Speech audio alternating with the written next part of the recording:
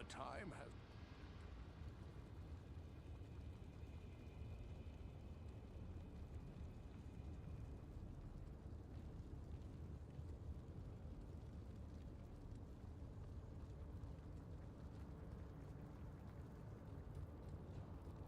What do you need?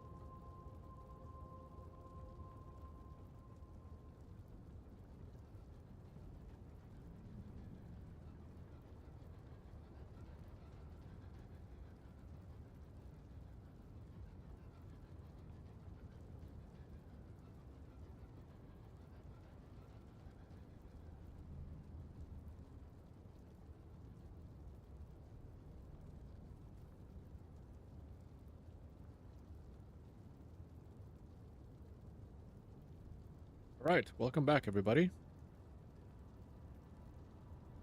Today we'll be continuing the Mephisto runs we were doing yesterday, working on stretching ourselves, working on building discipline, doing the hard things, the things that we don't like. And in this case, I don't particularly like doing nonstop MF runs. Feels a little bit boring. But this will just be a reflection or a... what do you call it?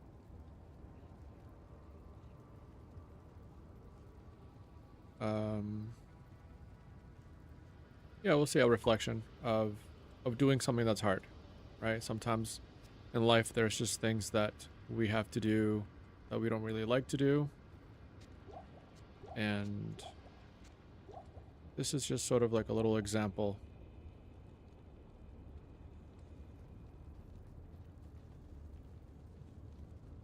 right, of moments in life where we just gotta do what we gotta do, not what we want to do.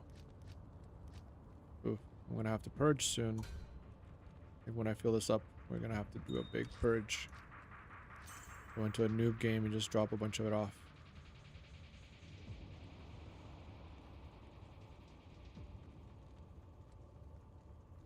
Interesting that the defense is identical on this, but the stats say different. Oh, I see. Because one has low plus defense, but high plus ED, enhanced defense. This one has plus high defense, but low plus enhanced defense percentage. Very curious.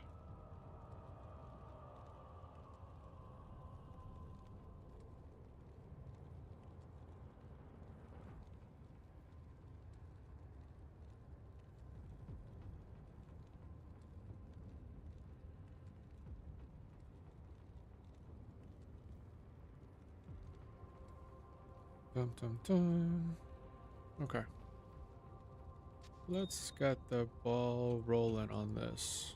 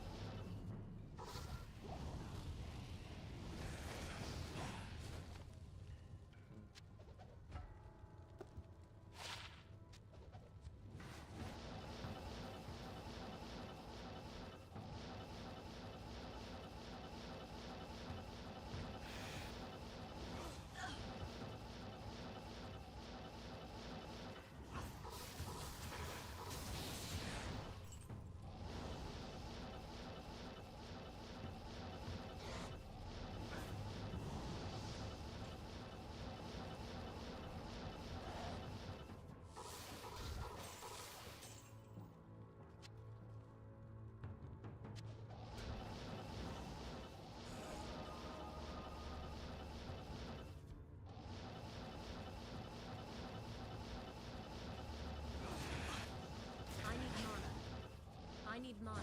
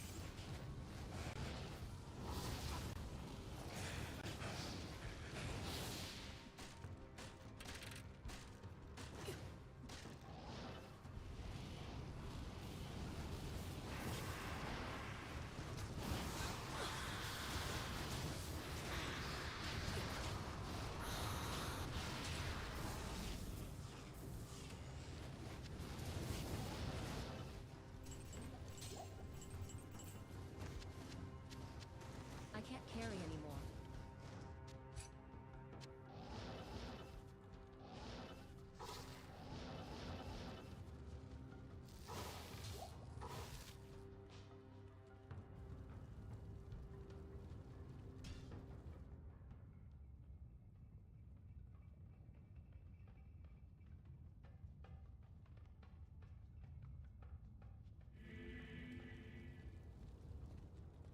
Good day.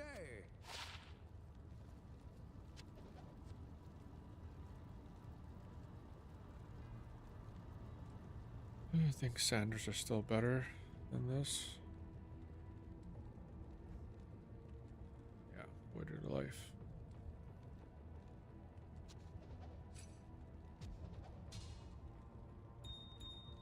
I can't.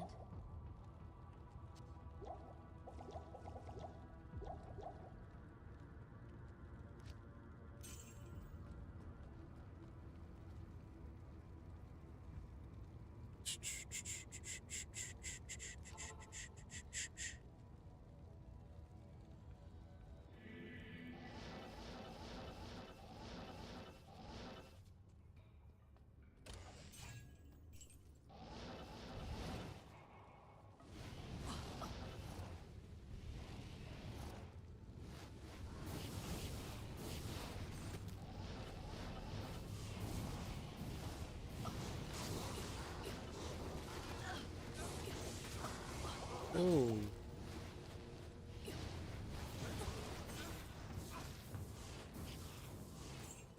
Near-death experience.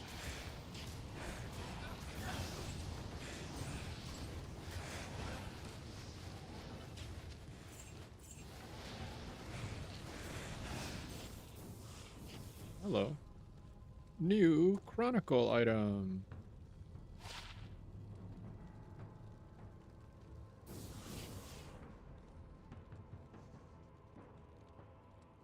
Dum dum dum. Razortine or Razortine. Really, really, really cool low-level trident.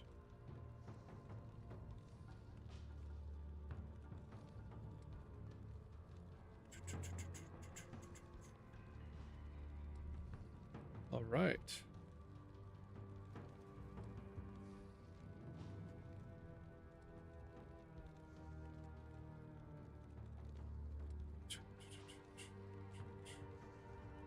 Okay, we're gonna keep that.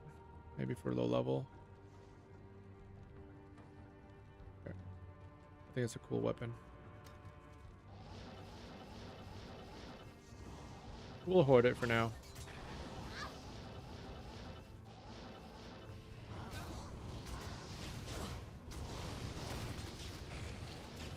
Come on, lidless wall.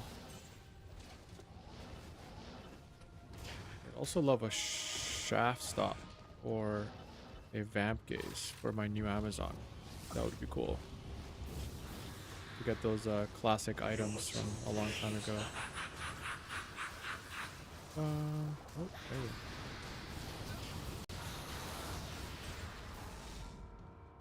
hey. Hey, how's it going, Kyle? Mr. Truth and Authenticity.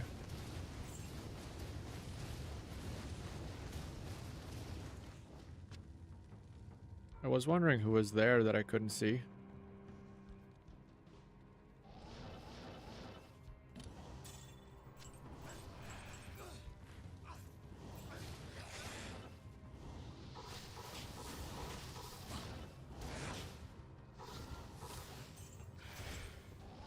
How are you doing, bud? Are you off today or are you still getting ready for work?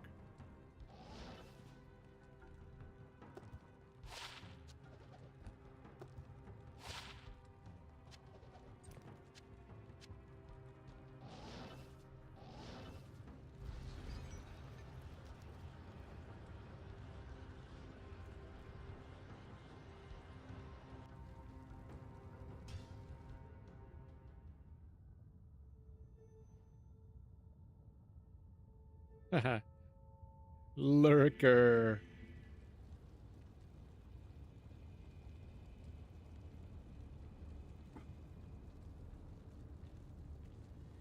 I myself, I'm just grinding away here. Just doing some grinding. MF runs. These are what we call magic find runs or magic finding. Yeah. Magic find runs. Oh, you gave you a shift. Oh, okay, so you're taking a little day off.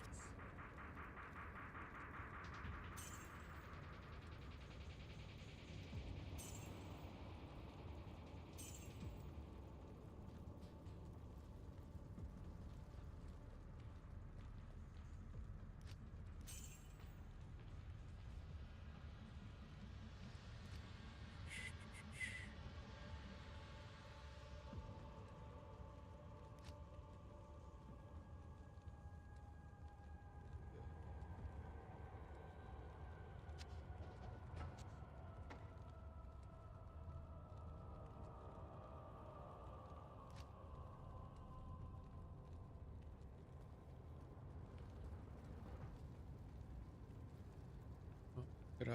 Gosh, this is a new one.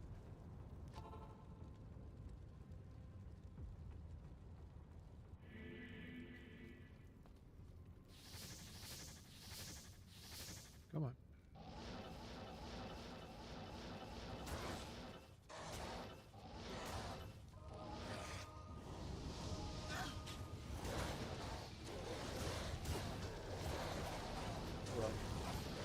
Getting spanked over here.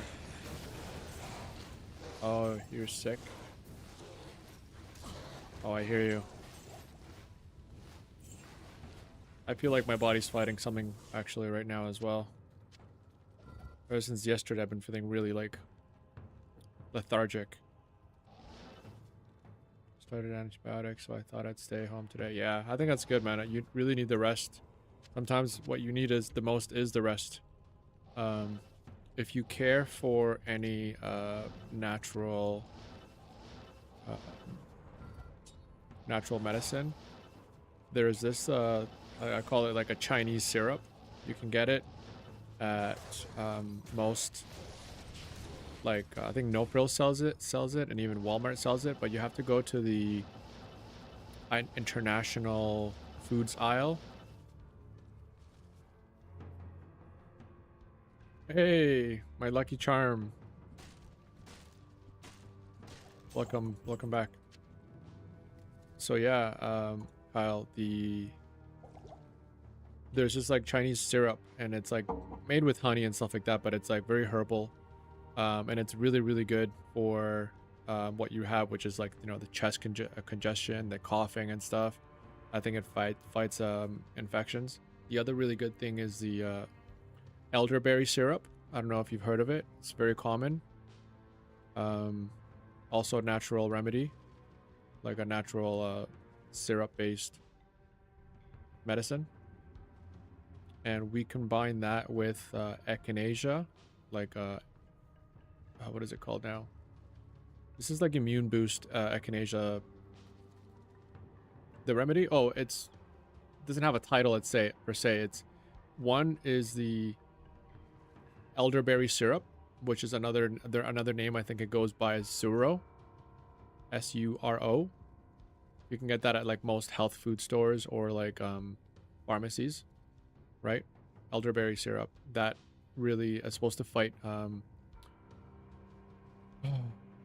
upper respiratory tract infections. SURO, but the actual content is elderberry syrup, right? That's like the main ingredient in it.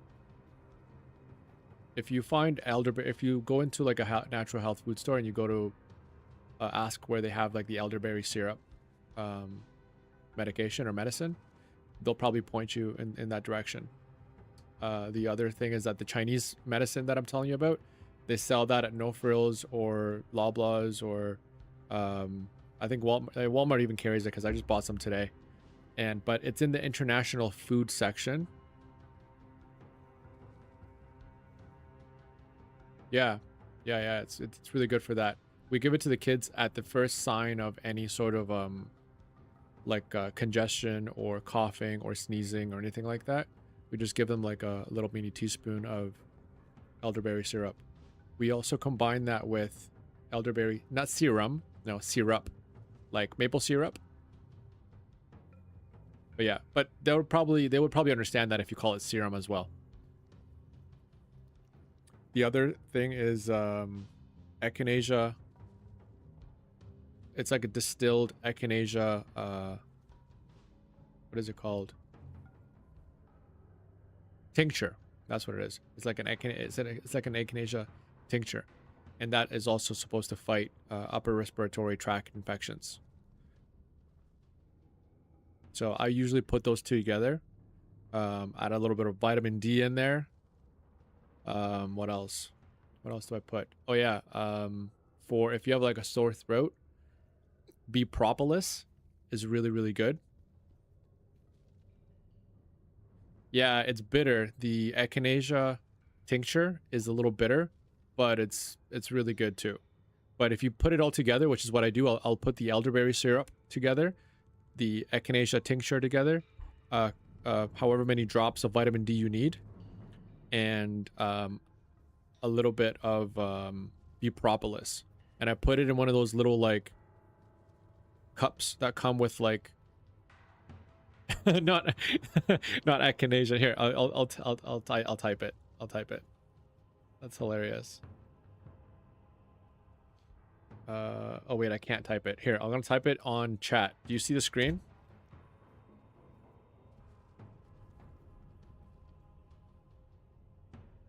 I think it's like this. Echinacea. Yeah, I think it's like that.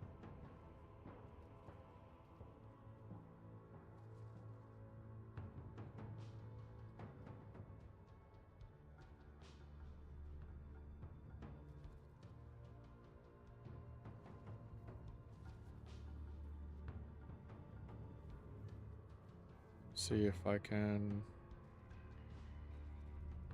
Yeah, that is. Oh wait, I misspelled it with an A instead. Yeah, there you go. Yeah, I missed the A.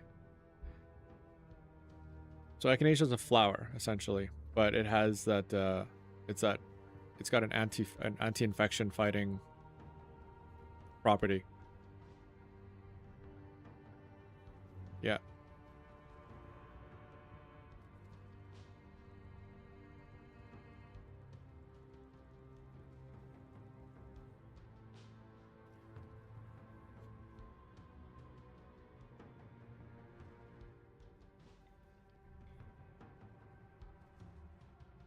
For knee pain, actually, so for knee pain, there's a natural remedy that I was told to make. My dad sent it to me, I think it was. But what you're supposed to do is you put honey, sorry, not honey. What am I saying? A jar of olive oil. Yeah, not. Do you see it on my chat here, Kyle, on my screen? Here, I'll type it again properly.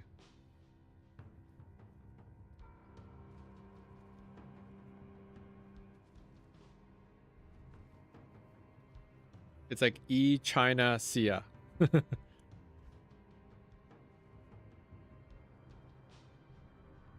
Echinacea. Echinacea.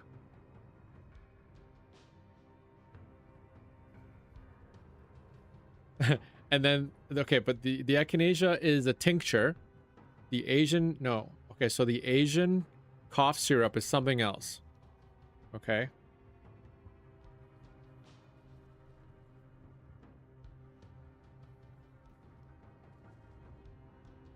Yeah, so the Asian cough syrup is something else.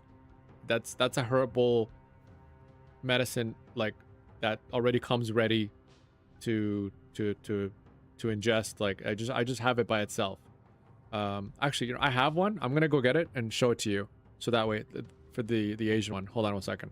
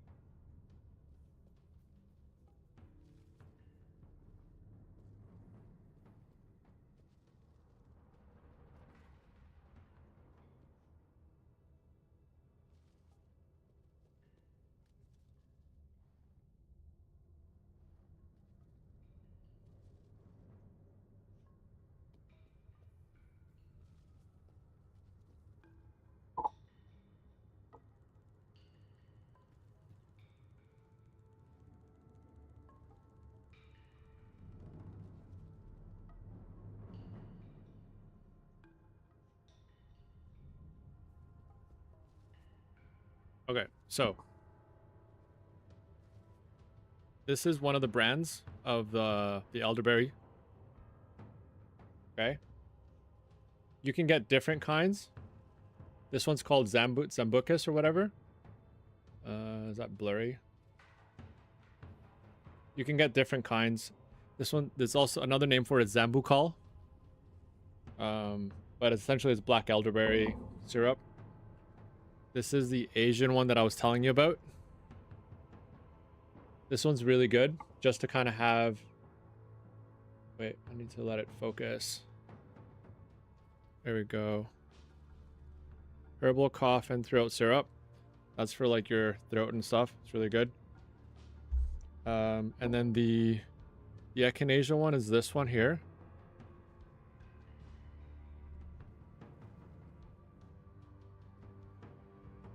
I can't really see too well. Let me see here. Okay. This one's a little bit bitter. Okay, it's not focusing on it.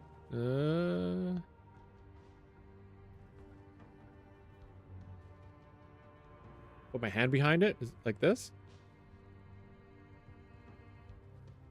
Like this? No. Anyways. And then there's also for your throat's really good. Like fully behind it. Oh, I see. Oh, wow. Because this is green, it's not popping up because of my green screen. This is hilarious. Look, it disappears. Wow. It's like a magic potion, guys. Oh, you just took screenshots? Oh, okay. This one's like Propolis. I'm a wizard. Magic potion. Ooh, it makes me disappear. Look at that. All right, I'm gonna go put all this back in my kitchen now.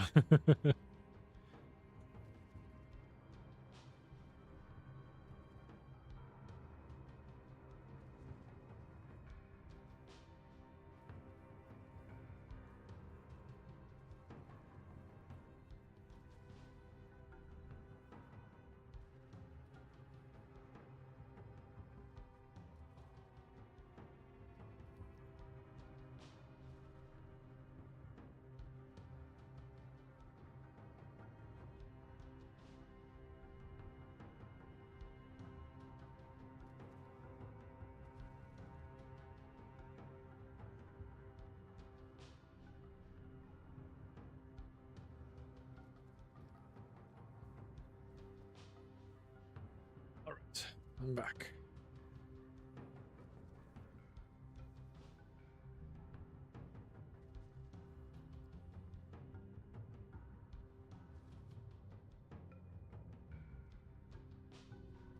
Dum dum dum. Whoop. Made that too big.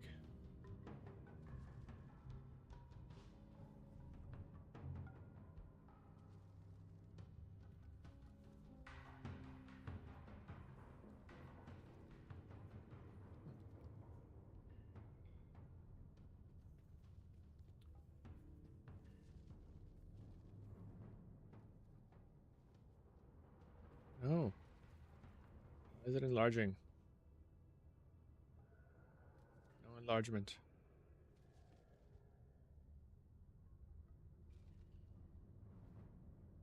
There you go. Good enough. Alrighty. Okay, good luck, Charm. Let's see what you got. No pressure. Let's put that mic right up against my mouth. Yeah, man, my pleasure. I hope you feel better.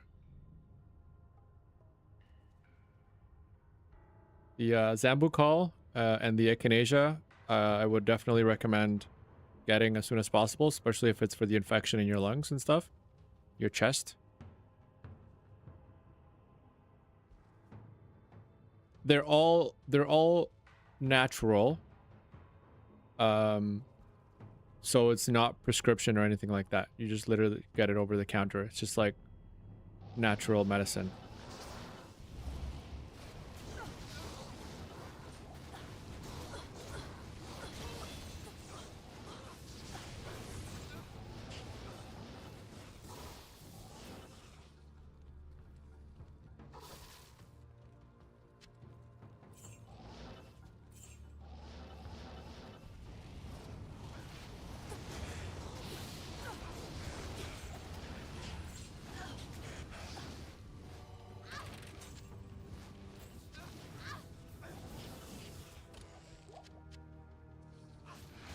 Into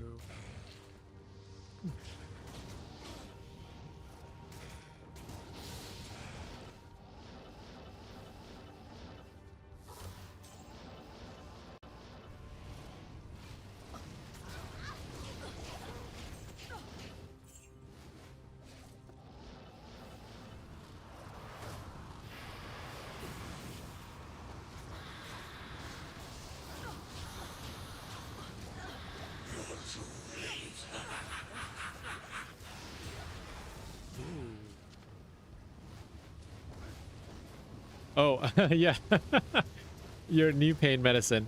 Okay, well, first of all, now, where is your knee pain? Is it like in the joint?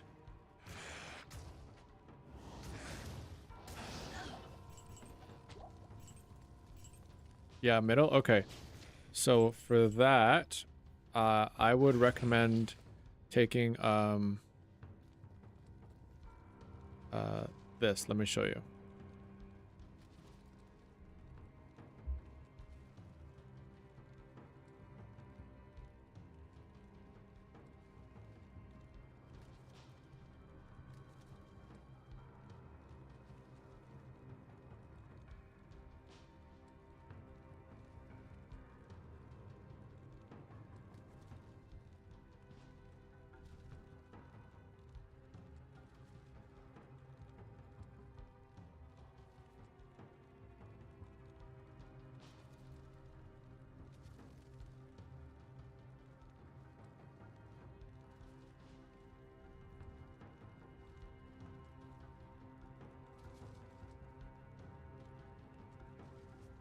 Okay, you ready?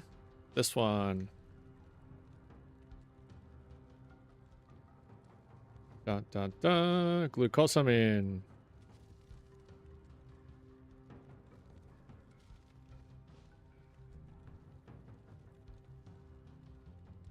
So that's number one, because now the other thing that's really, really good for your joints, it's omega-3s. But you don't just take one a day for the joints. You have to like take like triple the amount for it to really work. The other thing you can do, you drink omega-3s, yeah. So for joints, it'll probably take like 3 times the amount.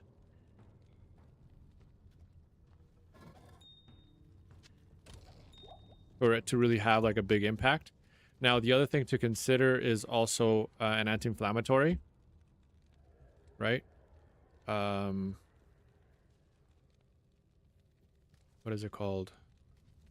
Yeah, and then the glucosamine, obviously. You give your dog omega-3s?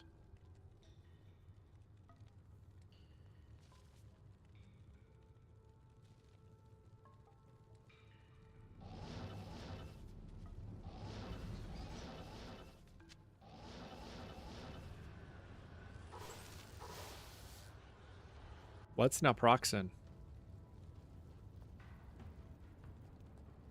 Hail to you, champion. Oh, I see. Ooh. Oh, boy. Oh, this could have been so good if the enhanced damage on it was higher percentage. It's still good because it's got fire resistance. This little jewel is a definite keeper. Oh, look at you, good luck charm.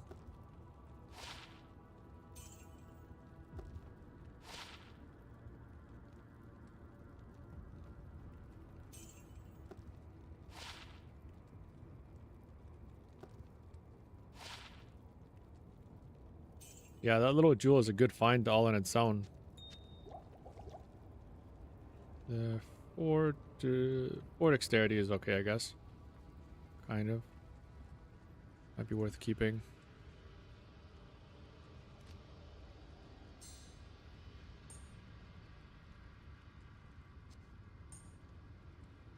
Interesting.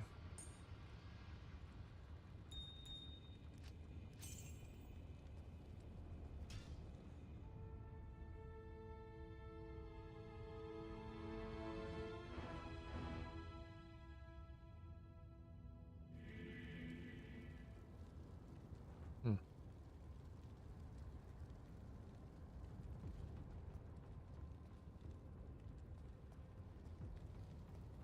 All right, all right.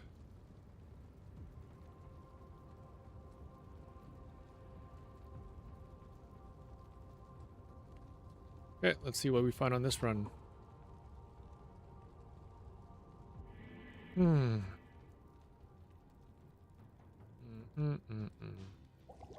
Whoopsies.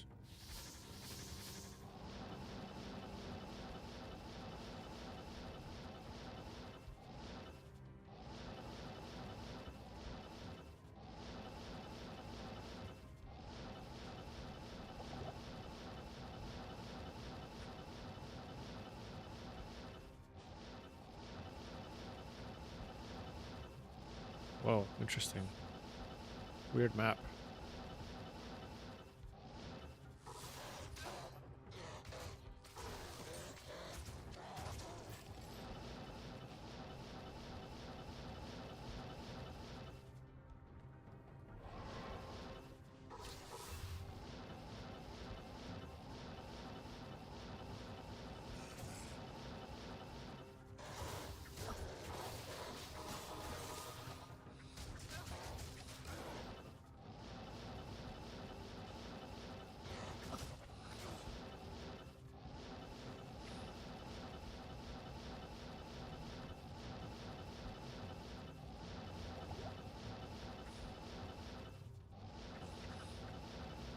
Those little suckers catch me, they'll kill me.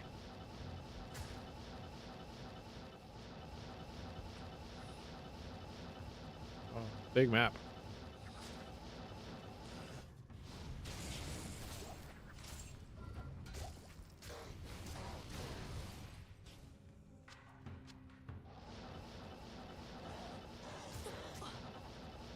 Jeez Louise. Where's the entrance?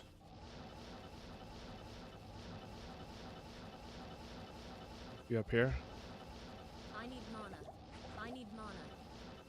Oh boy, I'm out of mana.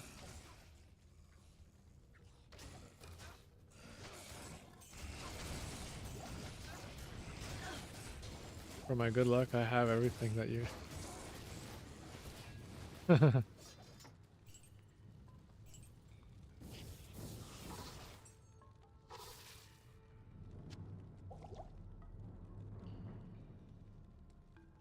That's funny. Oh, here we go.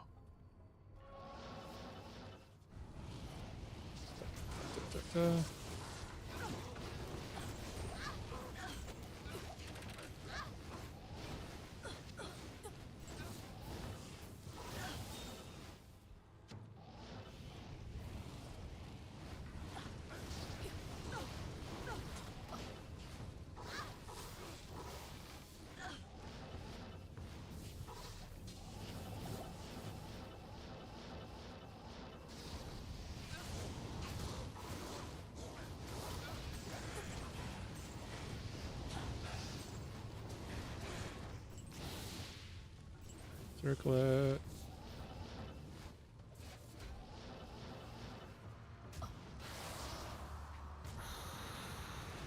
$3.5.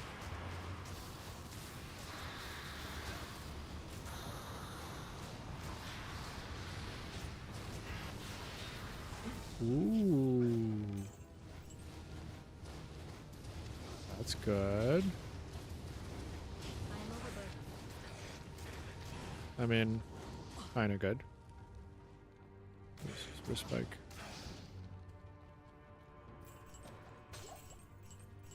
I can't carry anymore. Try that first. Garbage. Garbage.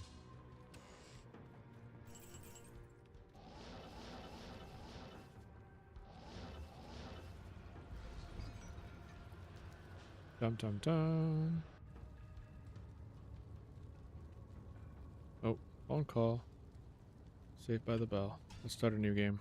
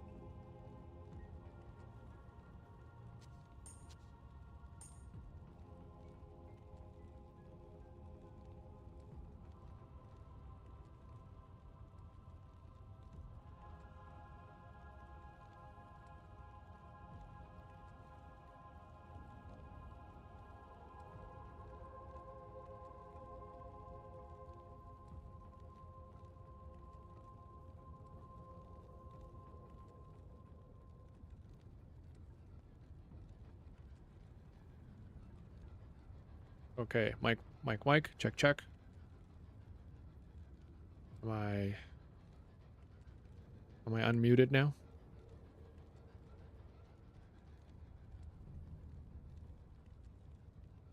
Surprised started earlier today. I actually wanted to start even earlier, but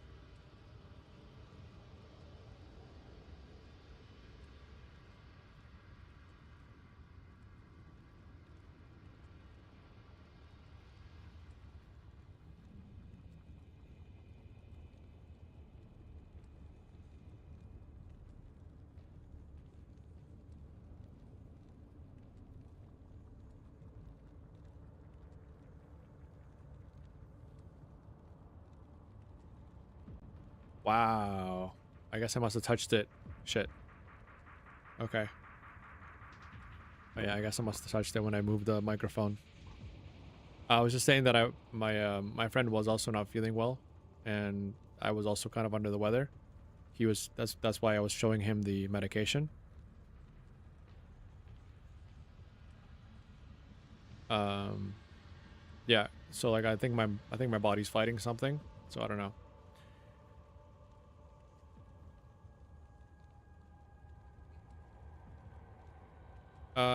Yeah. And so what I was saying was about this weapon here that I found, Blade of Alibaba. It has percent of MF, percent of magic find based on character level, and gold find based on character level. You gave me this here that has a static 100% based 100% magic find. So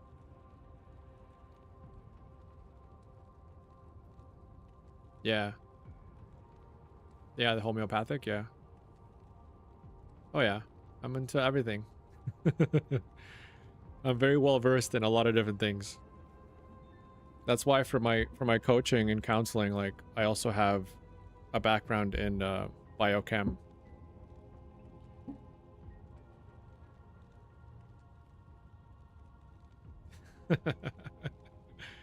You're funny. Yeah. So this I will eventually be switching that out. Or when I get the, I think it's called the Oculus. Yeah, the Oculus. Unique swirling crystal. And I will be substituting that with this, or this with that. And then I'll be giving you the gold dagger back so that you can use it as well in your sorceress when you're in Nightmare. But I have so much stuff to give you in the meantime, and then I'm going to eventually have to purge because I'm filling up of like low level stuff. And as IMF in Nightmare here, I will also be 444. I will also be finding more stuff. So I'm going to be outgrowing a bunch of this low level stuff that our other characters will be using.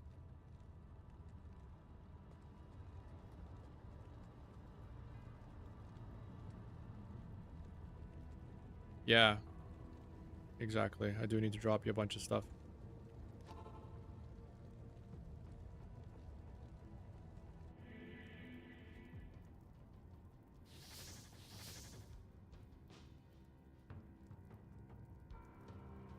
Dum dum dum.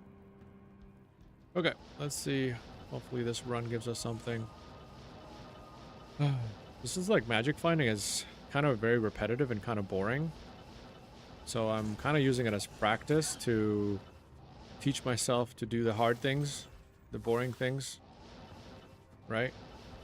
That's why it's part of the stream name is refers to building discipline.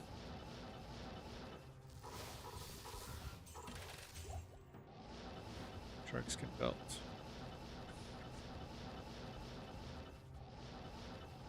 Because definitely doing these repetitive, boring, repetitive things gets a little bit boring.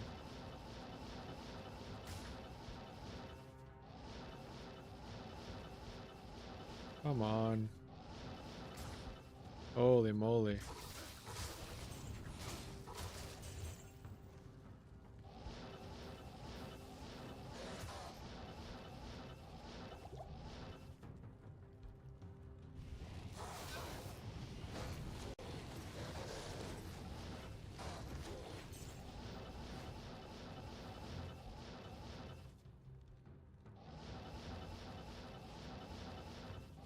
How's work going for you today? Is it also boring and repetitive?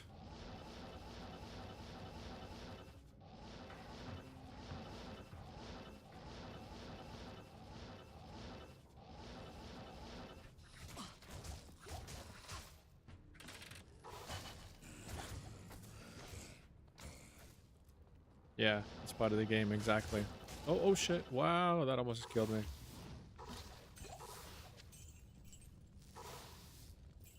It's not just part of the game, it's actually part of receiving retention. uh you have to gear. Oh, by grinding, yes, exactly. And that's kind of just how it is in life. Oh my god. Look at this. It's like literally right next to the freaking waypoint. Jesus. So, Kyle, why are you telling me to try semen retention? I actually want to know what the benefits of that in case that if you've tried it. I want to know if you've tried it and what did you get from it?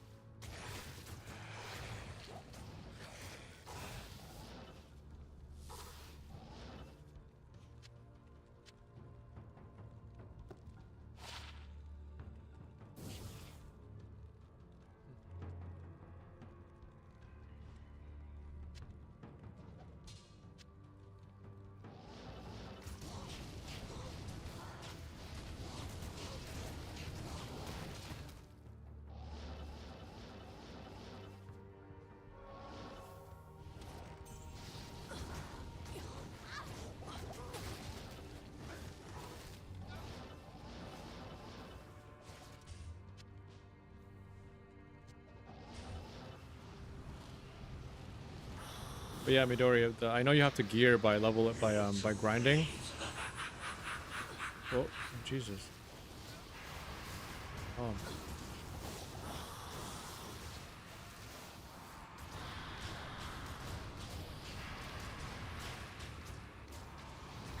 But in this game, you don't always have to find gear by grinding. Sometimes you can just find gear by like playing through the game, which is what I kind of prefer to do.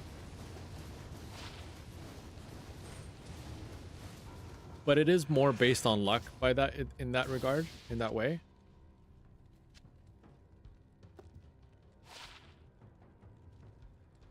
Like when you grind the bosses, you kind of force the luck a little bit more by just kind of grinding through it.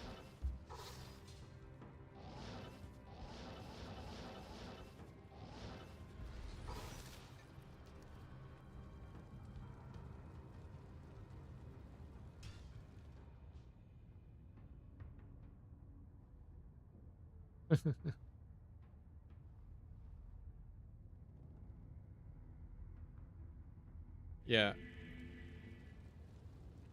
So, oh, you mentioned discipline. Yes, the discipline about You mentioned discipline, doing the boring things, training yourself.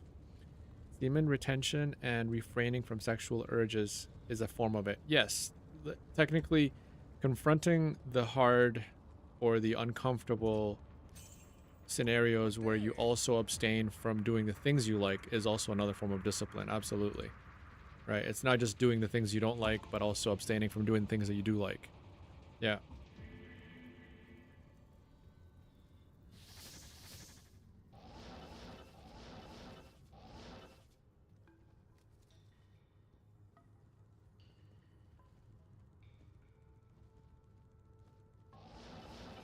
Wow, you did it for 140 days. Jeez, I don't think I could last for 4 days.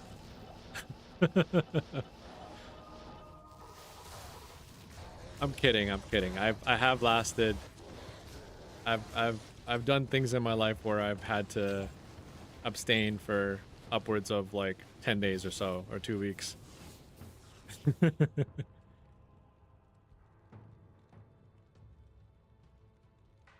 Yeah.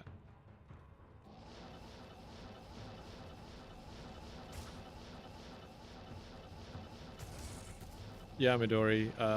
We do consider that torture. My other viewer said he did it for 140 days.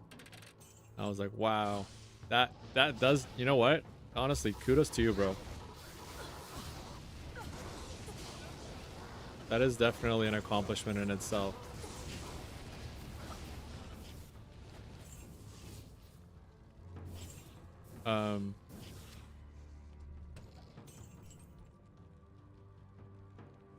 What he did for 140 days, yeah, he essentially he abstained from releasing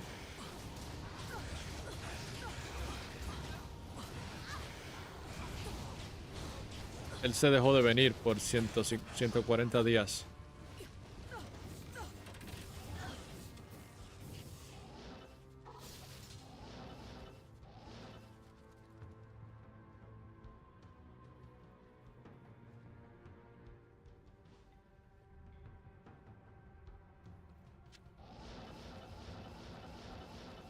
That's insane.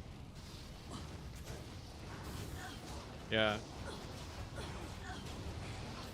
Voluntad de hierro, yeah, it's like iron will, for sure. Iron will indeed. It was life-changing, eh? I would love to talk to you more about that. Maybe I'll pick your brain about that in person one of these days.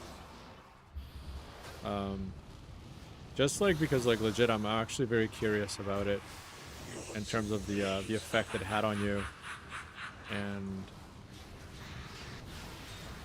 how you overcame. Oh, this is a really shitty drop here. But what was the so what was the purpose that you did it initially?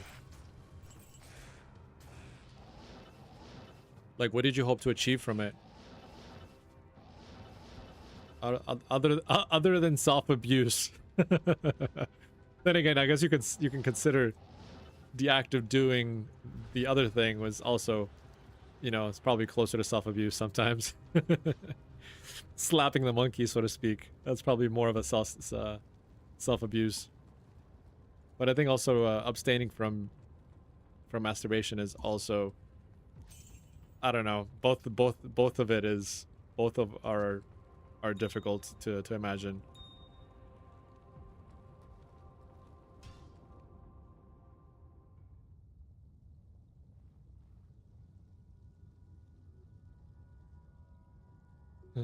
Are you laughing at the fact that I said slapping the monkey?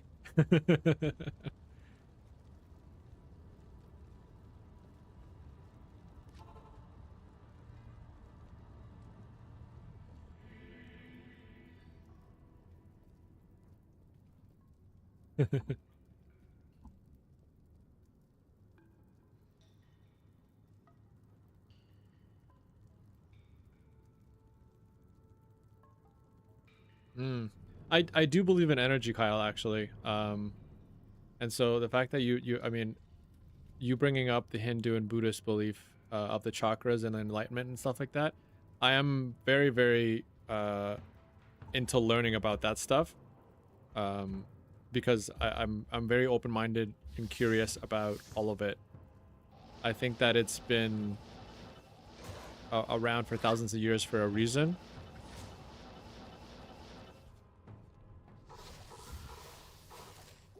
So, like, yeah, I'm curious. I'm very, very curious. I may actually give it a shot one of these days. Oh, I'm getting pounded over here. Oh.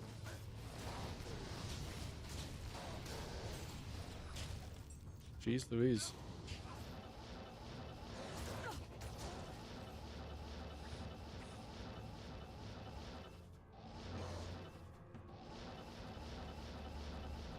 Come on. There we go.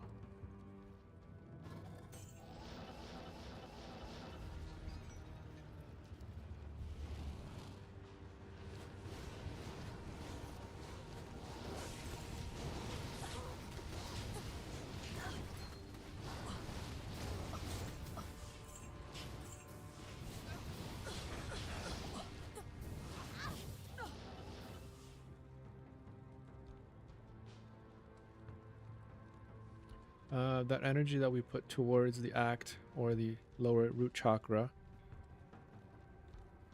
will have no choice but to overflow into other areas such as the heart, crown, upper chakras. Interesting. Basically, I put my creativity on overdrive since I stopped that streak. My creativity has been since I stopped that streak, my creativity has been less. Interesting. I think that from what I know about, you know, psychology and neuroscience and stuff like that, that doesn't just make sense in a spiritual way, but it also makes sense in a scientific way too.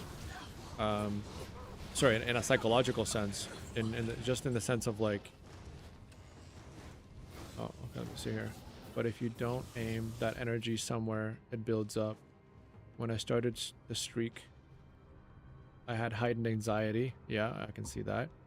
That's when I realized how I was using the masturbation as cope. Yes, absolutely. And so it's a vent, right? Oh, let you know when you plan on start. Midori, you want to join me in the journey? Did my internet go down? Am I gonna lose you guys? Or is it just Diablo?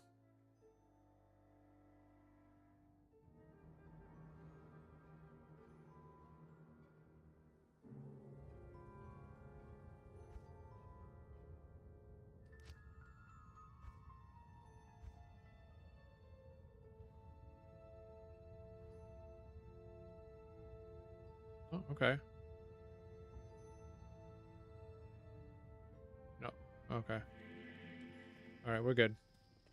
Back in action.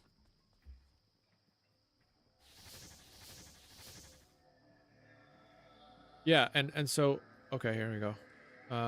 Then also in biology, we're seeking a mate.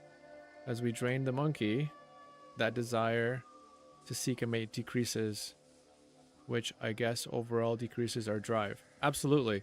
So this is it's a very interesting topic, psychologically, physiologically,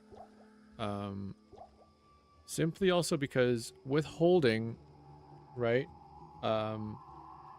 At first, it's almost kind of like the brain, and it's not just a coping thing, but it is also a coping thing for many people, depending on how you do it and how often and you feel the need to do it.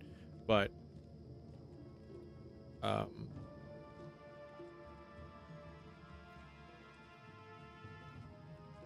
so essentially what happens a lot is also that, okay, I can see that. We can see both chats now. When you withhold, psychologically, it's almost like breaking a habit. Now, that habit created or takes up time and energy. That then, if you stop that cold turkey, it creates a void, and the mind is always looking to reach back to baseline, right? And so whenever you disrupt baseline, right, both in emotional stability, energetic stability, right, the body is always looking for balance, for harmony. And so when you disrupt that, of course it's going to create anxiety, because now there's an open a gap that creates what is it called? Oh my god.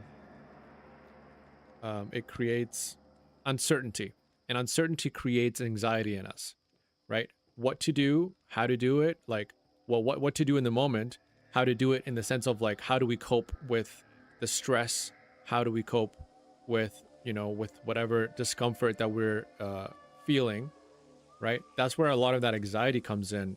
Now, when you then divert that energy or that thought process, when you kind of fill the gap with something else, which is, like you said, in your case, it was creativity, right? For some people, it can be working force, like, you know, going to the gym more, you know, getting more work done, right? They are filling that void, right? You are exchanging one habit for another in one way, in one way, right? And so that actually helps your brain kind of like reconcile with that void, right?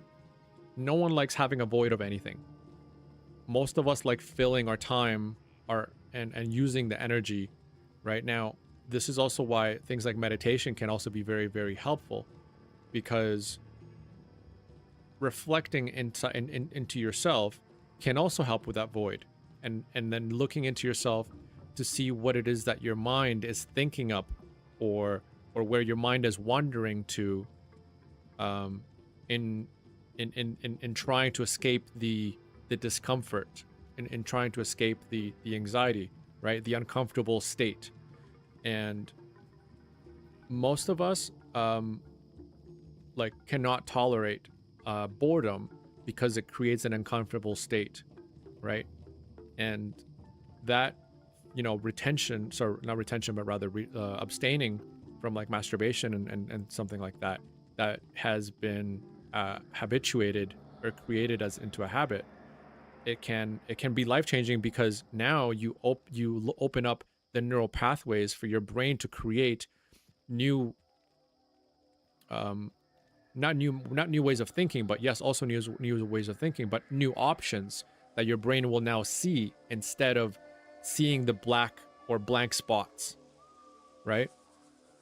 And so when your brain learns, which is the life-changing experience here, when your brain learns that it can do something else other than cope in this manner or in this way, right? It actually then feels like a sense of relief, of saying like, oh, I don't just need this. This is not a need anymore.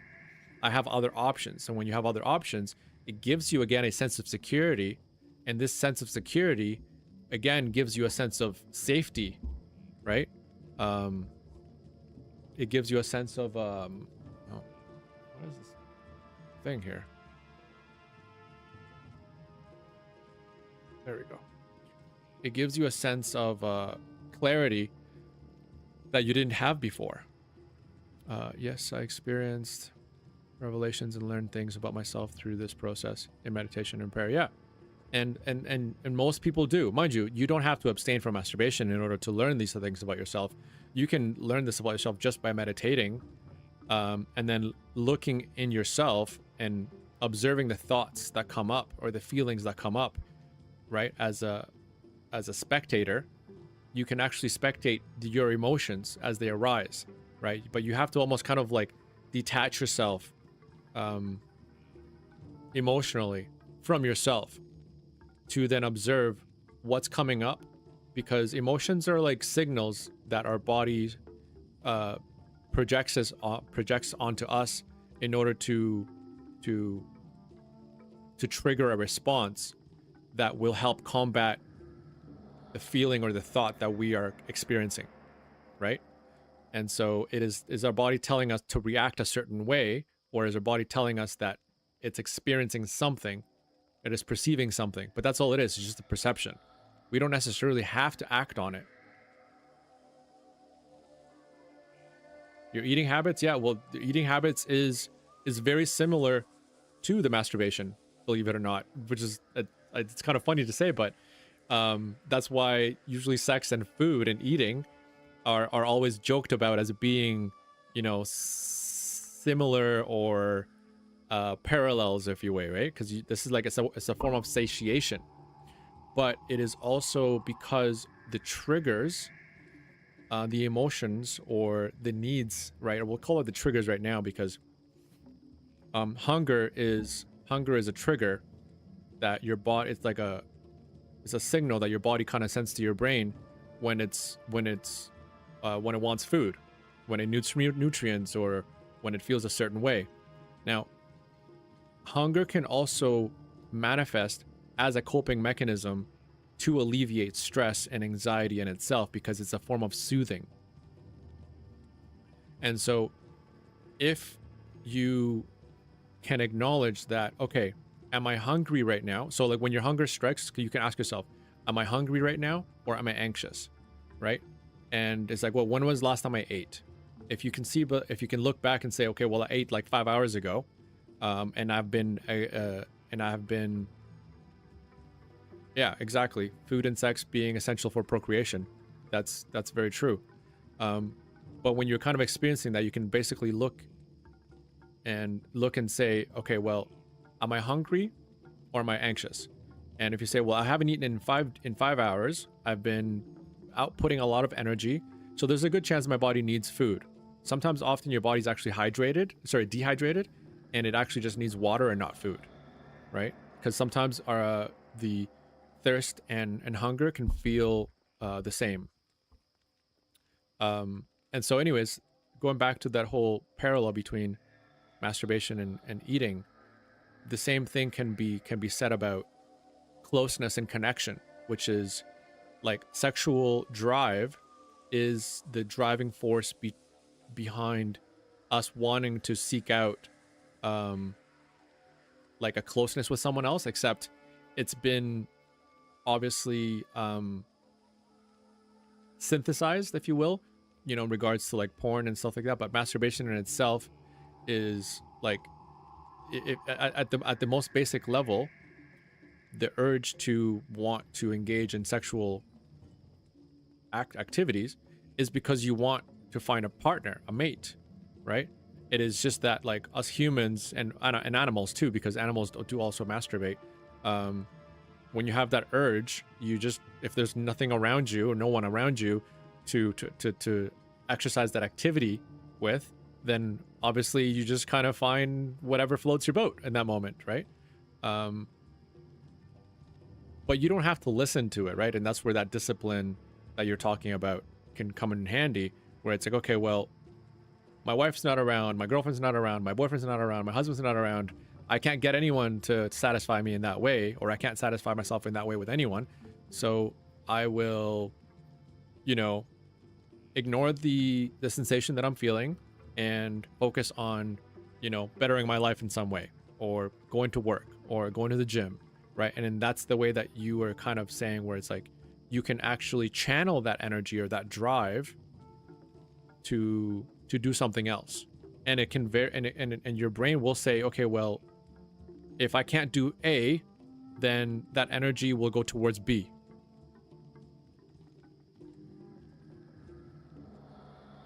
But yeah, a lot of people will. That's what it's a sad kind of statement, but that's why there's a saying called, it's almost kind of like eating your feelings, right? Most of us sometimes cannot tolerate the state or the feelings that are happening inside of us, and we look for that satisfaction, or that calming, or that soothing, right? Often, to be honest, you just need a hug from someone else, you know what I mean?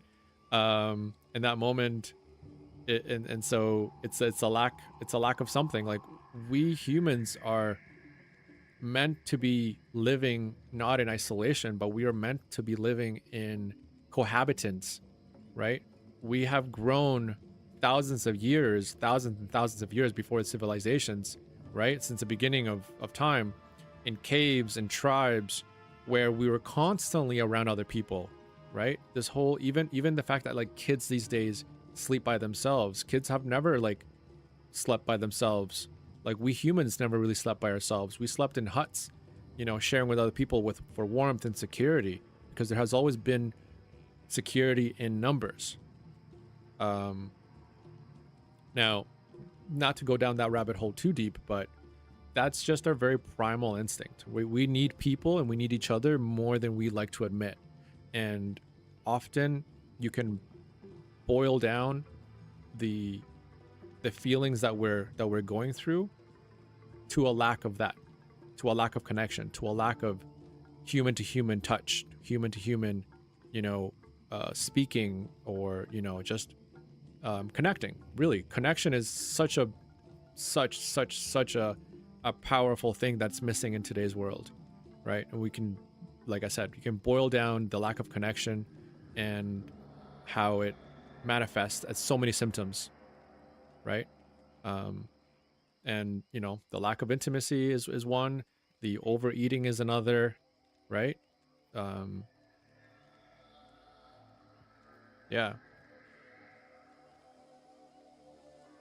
And look, you both just said that you agreed with me, and that's like, that's basically, that's my life, and you know that I got it spot on at the exact same time, right? It's like two very different people, two opposite genders, right? And you both just spoke to me and said, I that's exactly it, right?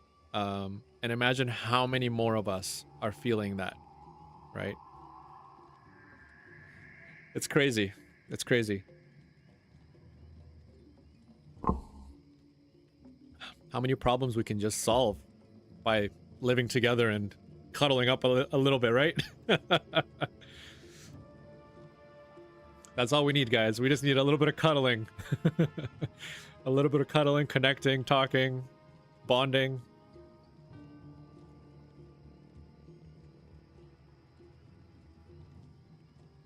Yeah, we are. We're isolated more than ever these days. Oh, wrong button.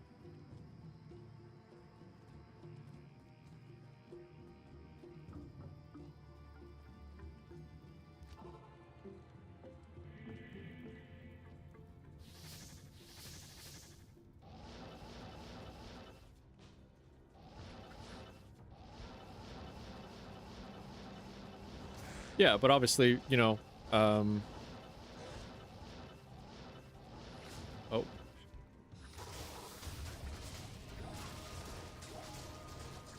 But and to be honest, Midori, it's not just single people feeling this, right? Yeah, sure, single people are really feeling it, of course, 100%, probably even more. But there's a lot of people that are not single that are feeling the same disconnect.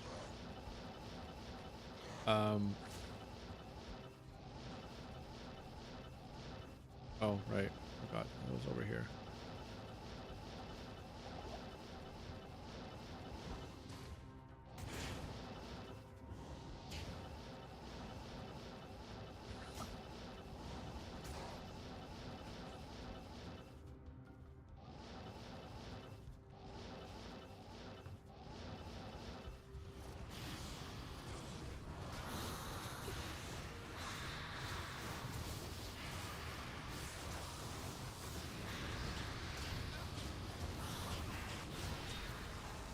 Ooh.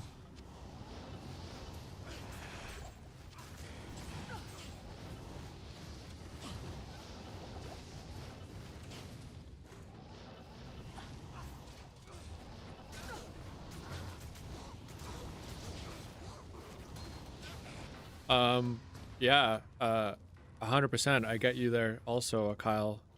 That's why emotional support animals are a real thing. They are a real thing.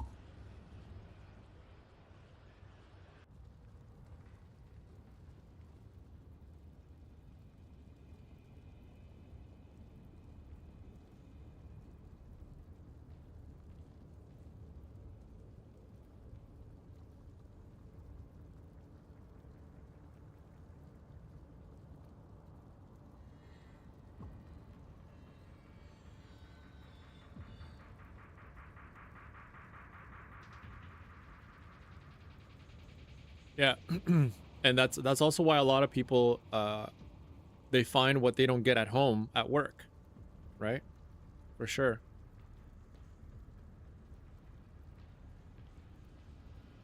Yeah. Well, mind you, like because a lot of people at work are also going through very similar things themselves, and a lot of people have lost.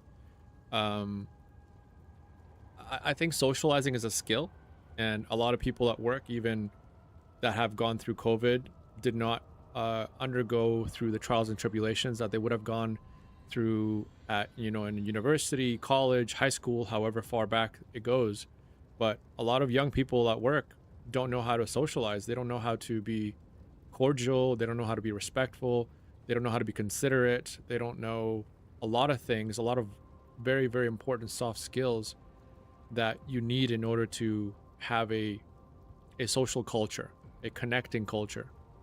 And so therefore the working environment is suffering probably across many industries because people don't really know how to connect.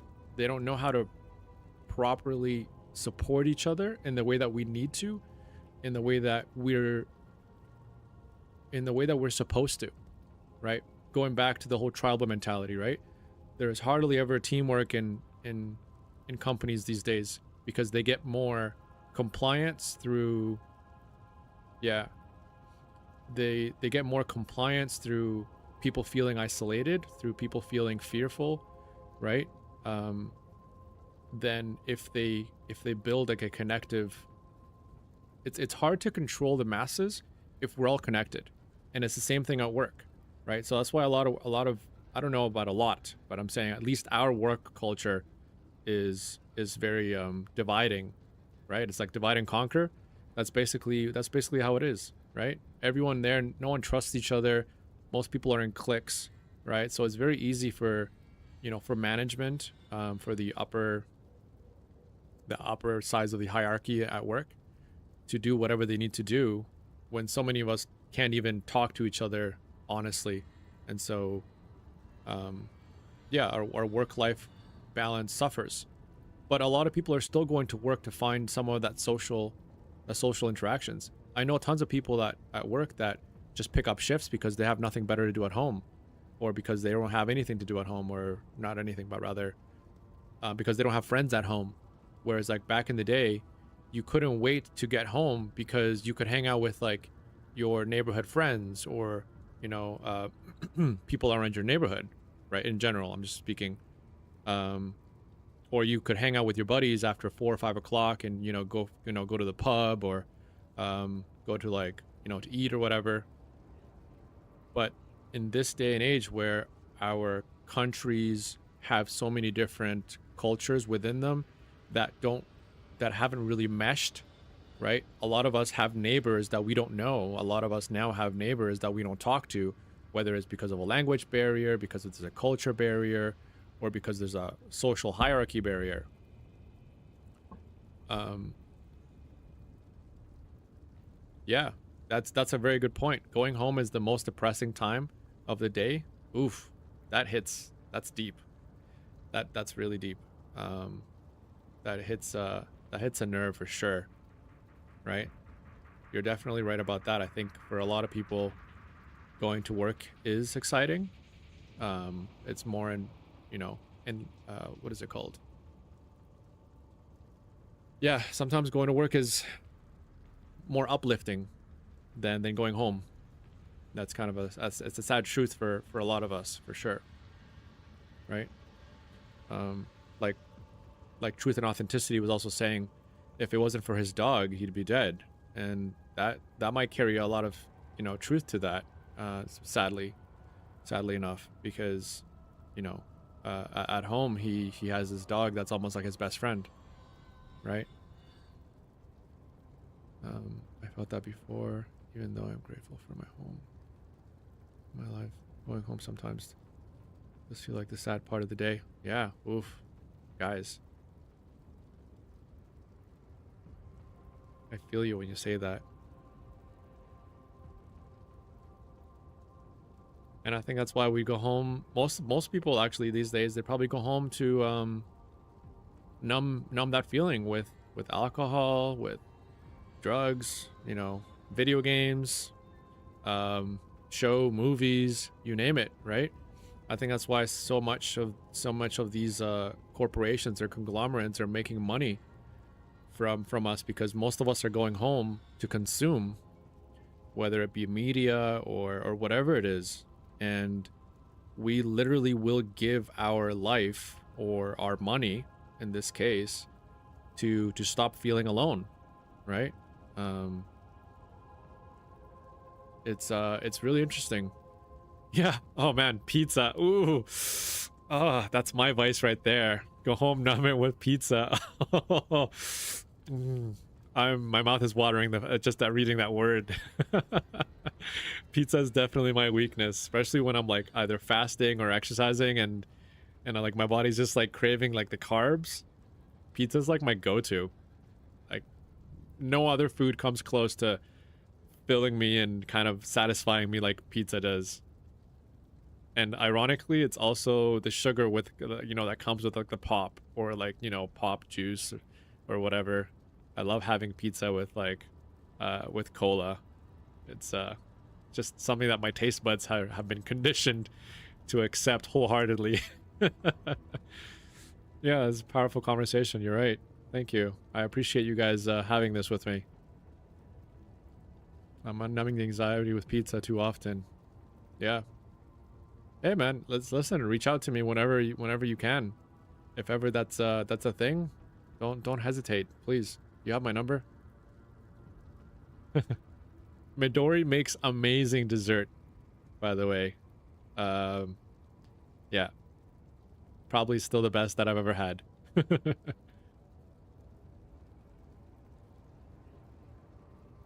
Creamy garlic dipping sauce from Pizza Pizza. Oh, dude, you and me both. You and me both. Whatever the recipe is, definitely golden. I'm sure it's not that hard to replicate, but I mean, when you can just get it all in one shot, why not, right?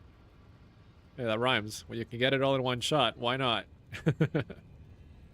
I think that's for most people, the convenience of having everything in or having whatever you like in one area or one thing.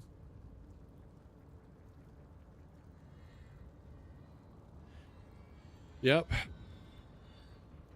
So like right now, funny enough, I'm also kind of watching my diet because I'm trying to lean out a little bit. I went to the doctor not too long ago, and my cholesterol is a little bit higher than it used to be. But that was mainly because I've been trying to do keto, and I have not been working out as much as I needed to in order to sustain the keto high energy output, or rather high energy intake, right? All the fats, they got to go somewhere. The convenience is the problem. Yeah. Well, the convenience is the solution for so many of us, right?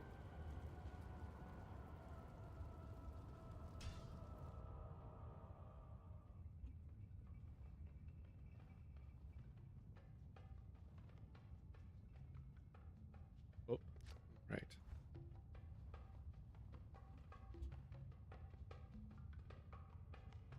Skinny doesn't mean good labs. Oh, I'm aware. I'm aware. It's you need to you need to watch, you know, the diet as much as your exercise and your mental health, right? It's like mind, body, and spirit. It's all interconnected. That's what I preach. That's what I do. That's what I live for, right? That's why, like, my thing is holistic psychology, guys. Everything is interconnected. Everything is interconnected, right? That's why connection for me is such a big conversation. From our gut to our nervous system, to our mind, our emotions, right?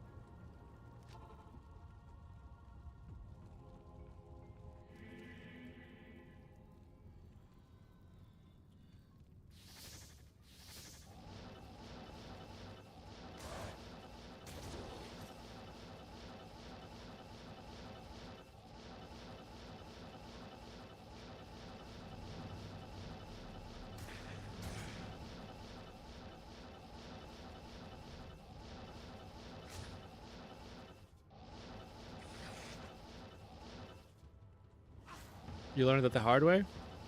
Learned what the hard way? Elaborate, please.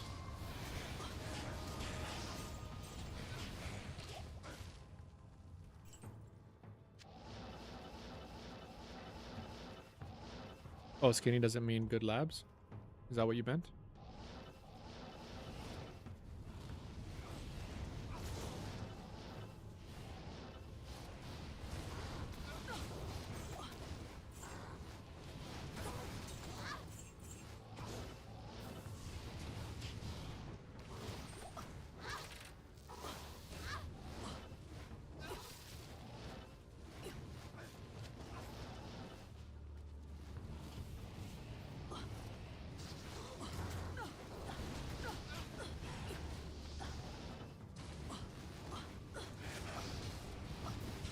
Oh yeah, I definitely do appreciate that, Kyle. You're absolutely right. That's why I'm trying to get more into the habit of whenever I kind of switch into like conversation mode, I try to go into the backdrop screen, and I'm trying to kind of focus out of the game.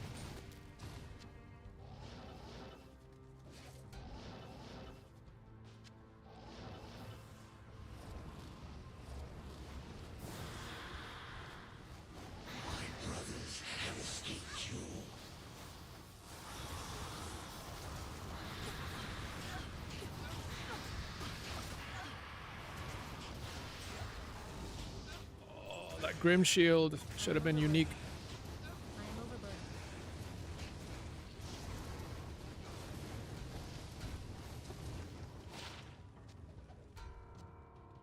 Man, that Grim Shield. Oh, it would have been such a good defense too.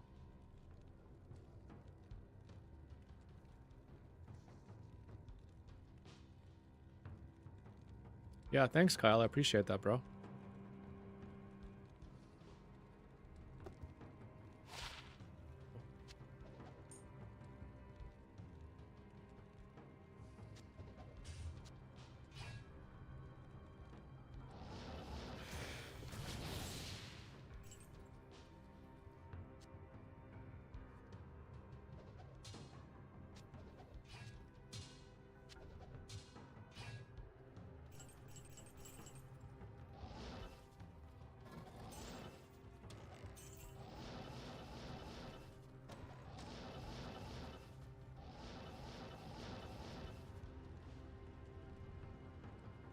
Like the mental, like mental and physical.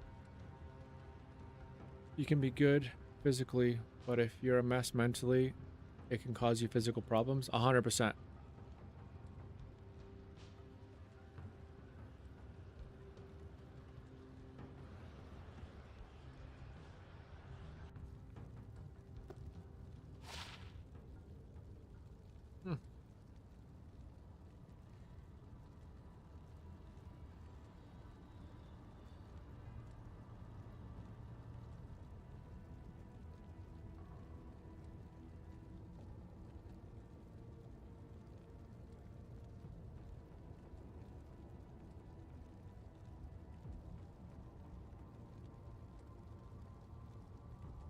So yeah, what about holistic psychology?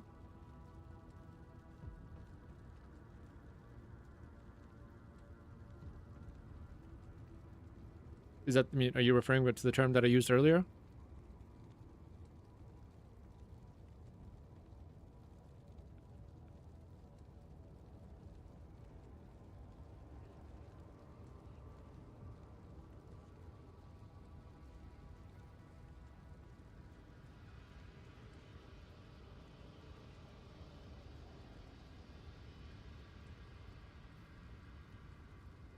Oh, nice. Congrats.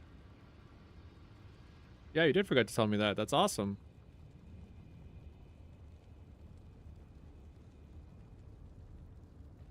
Yeah, holistic psychology basically kind of touches on just how our entire existence is like interconnected with within ourselves, our external and our internal worlds, and how they influence each other, right? So it's like your thoughts influence your feelings, your emotions influence your gut, right? Your stomach, your immune system. Your immune system or your gut influence your brain chemistry, which then is partly also um, the thoughts part, right? So the mental aspect of it, and then also the mental will also influence or interact with the nervous system, and the nervous system again with the gut with the brain, and the brain with the so it's a cycle. Everything's interconnected, and you're and that's just it, and that's just your internal. But to externally put that into also perspective, um,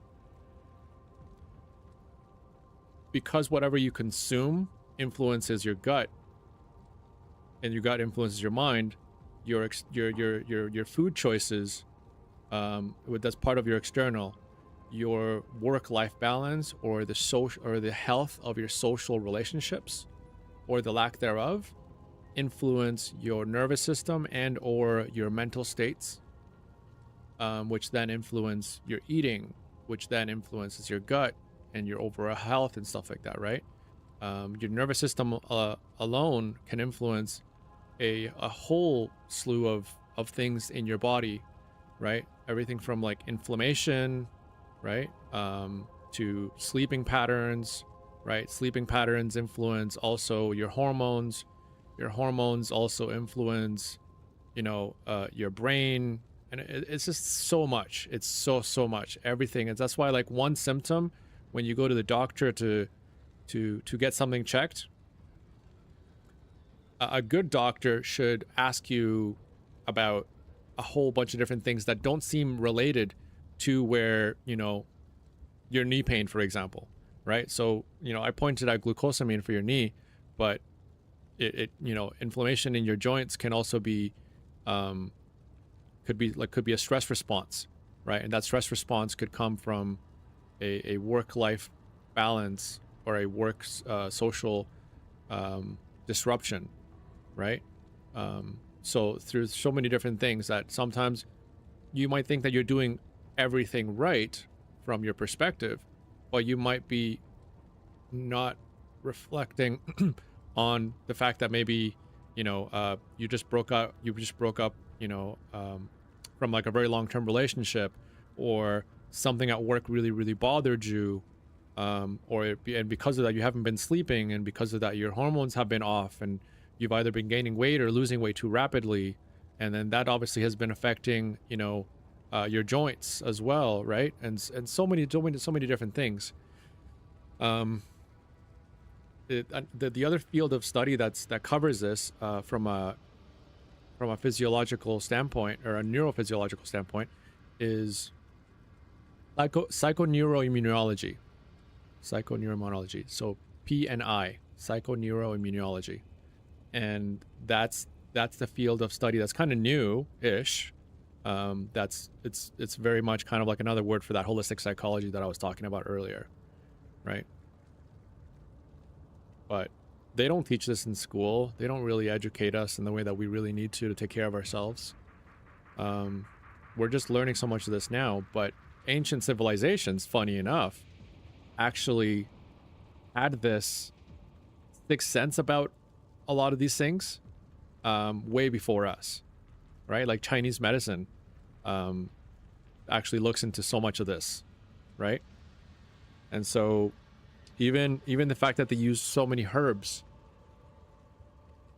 to cure a lot of different things, it also speaks to how much we also rely on the environment to heal us, right? So yes, we can often heal ourselves in many ways, but we often also rely on the environment to help us heal. How we take care of the environment reflects how we take care of us, right? And that goes from how we organize our living space, because sometimes our living space can be part of what causes us anxiety or disorganization in our thoughts, or in our mental state, or in our emotional state, right? So sometimes even just purging things in our house, or reorganizing rearranging our furniture, or, you know what I mean, cleaning our house or whatever it is, that can also trickle down into our own internal health, mentally and physiologically, right? So, yeah, something to keep in mind.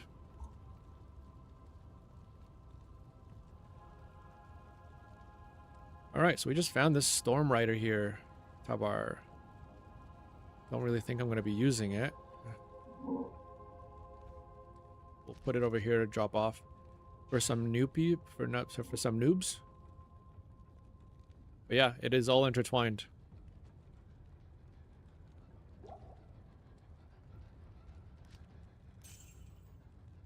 Dum, dum, dum, dum, dum.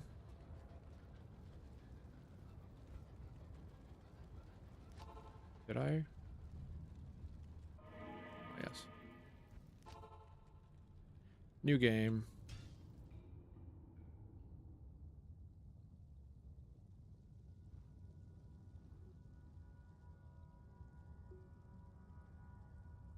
Mm-hmm. Yeah, absolutely. And here's the other thing. It all takes work. It all takes work. Nothing happens without us doing anything. Everything happens with us doing something.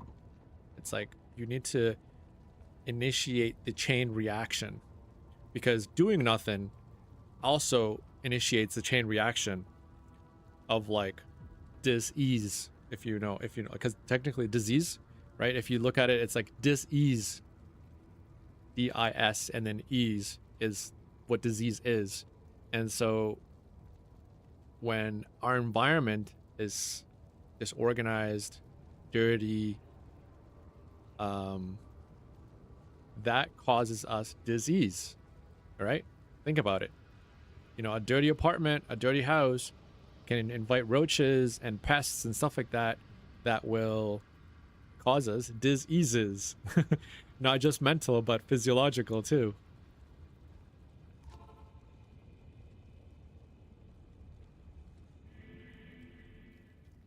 But if you kind of keep your house clean and your space tidy, your brain is at ease, your nervous system is at ease, everything is predictable. It's just a matter of maintaining it, right? It's something that like we're constantly working on, or should be working on. Yes, that's right. This ease is chain reaction backwards. The chain reaction backwards. So it's like the not doing anything part is like the chain reaction backwards. The doing something about it part is what actually starts the positive chain reaction forward, right? The working on it.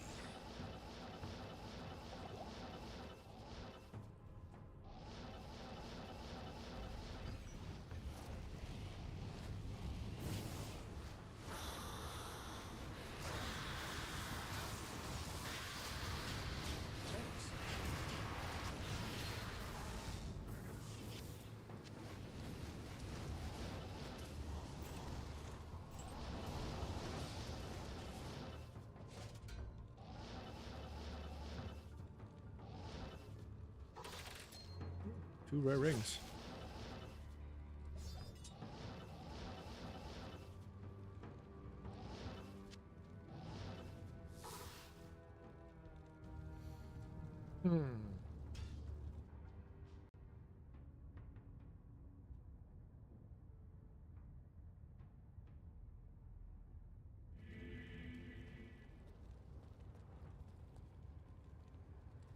Yes. Two to work rise. Could have been better. Now you need to go clean, eh? That's funny. Yeah, absolutely, bro. I getcha.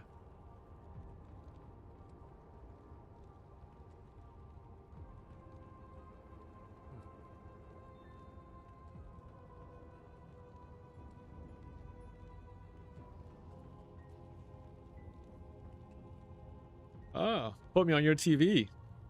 That's the premium spot right there.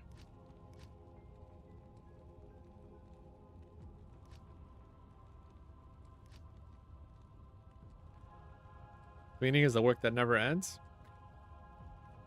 It is all a work that never ends. Like cleaning up our soul, our body, our mind, our whatever is a work that never ends. Yeah, that's right. Cleaning is a work that never ends. It's like that's self-work.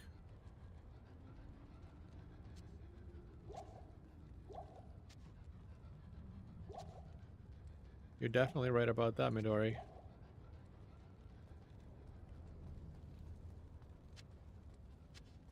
Cleaning is actually annoying. Oh yeah, it's, you know what it is? What It's an do you internal, need? it's like an internal discomfort thing. I actually used to, and I say used to because it's gotten a lot better. I used to hate doing the dishes. I used to hate doing the dishes so much.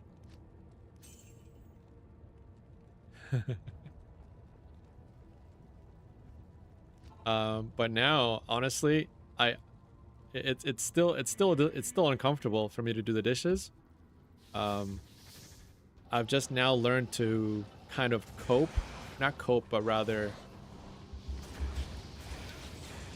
make it feel less daunting by doing it in small batches. So I try to like not letting it accumulate.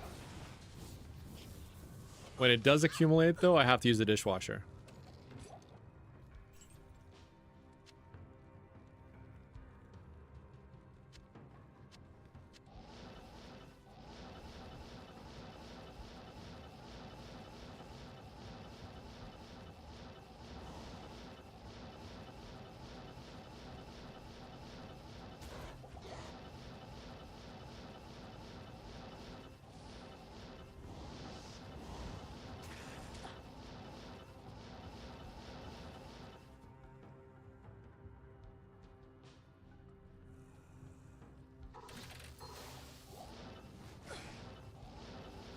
Wait, Midori, did you say when yours accumulates, I go buy pizza?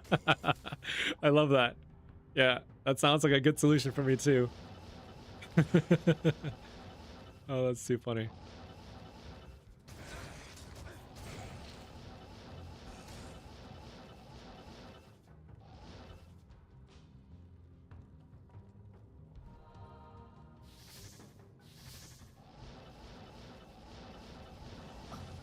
Ah, I think I found another big map. Shoot.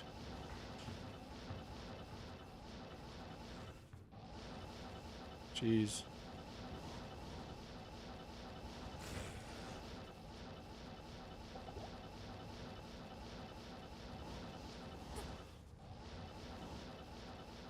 There you go.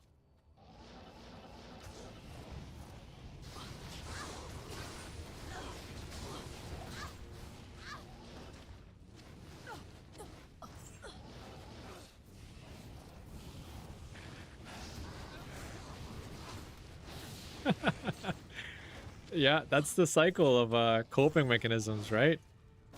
Especially the guilt. If your coping mechanism causes you guilt, that internal angst, that internal discomfort makes you then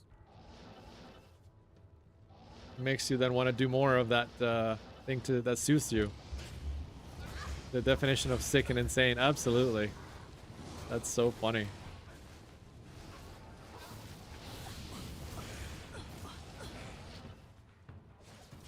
I am overburdened.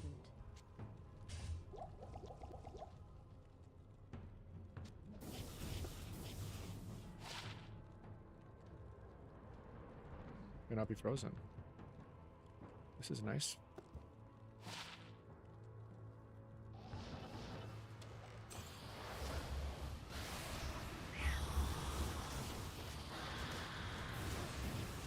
Jeez.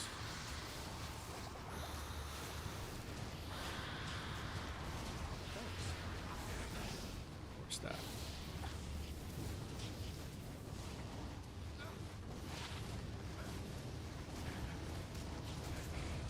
Yeah. Do we ever? Funny times indeed.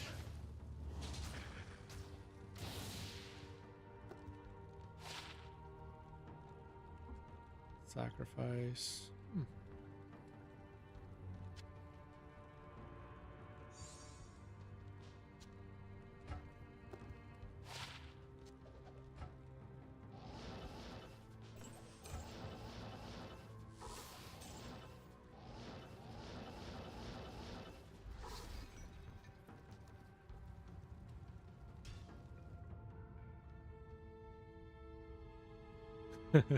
Still, though, I keep rereading that message about the pizza buying, and you couldn't be more right.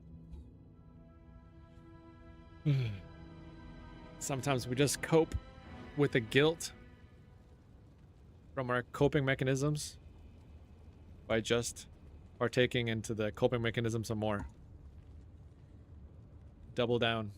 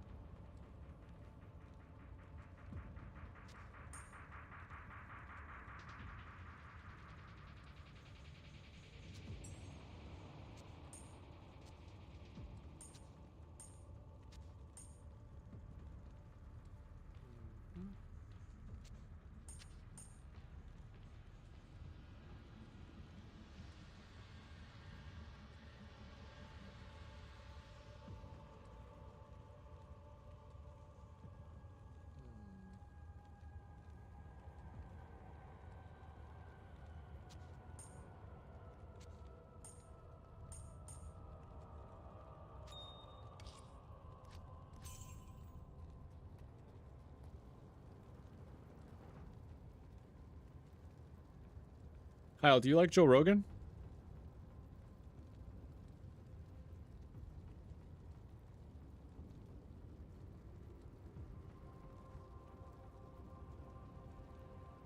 Oh wait, that's right. You're probably cleaning right now. You probably have me on your TV. Well, Joe Rogan has this comedy skit that he does from it's been a while now. It's a few years. But it's called, I think, Hard Times, and it's hilarious. Even if you don't like Joe Rogan, you can probably appreciate the comedy skit.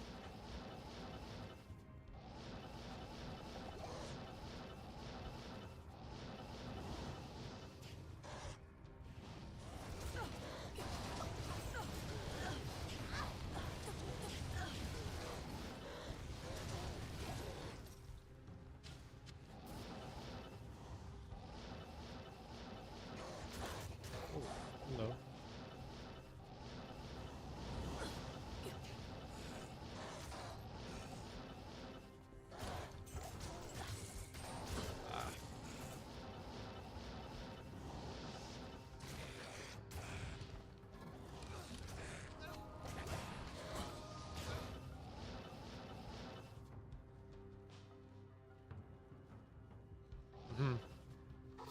You should definitely, I don't know if it's still on Netflix. I'm pretty sure it is. It's a Netflix special, actually, that he did like a bunch of years ago. And yeah, it's called Hard Times.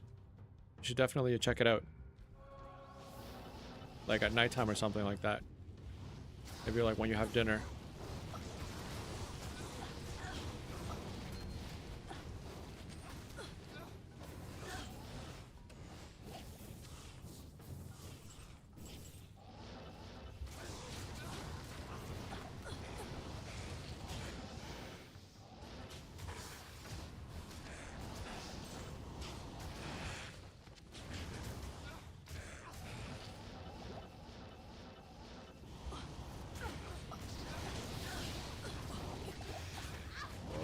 Hey there.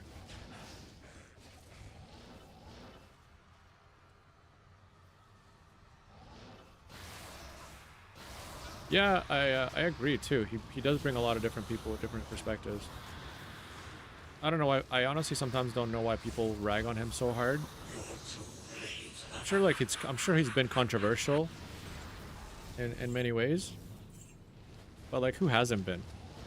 He just happens to be really famous. But like, now obviously because he's famous, he's controversial whenever he has anything opposing to say or share.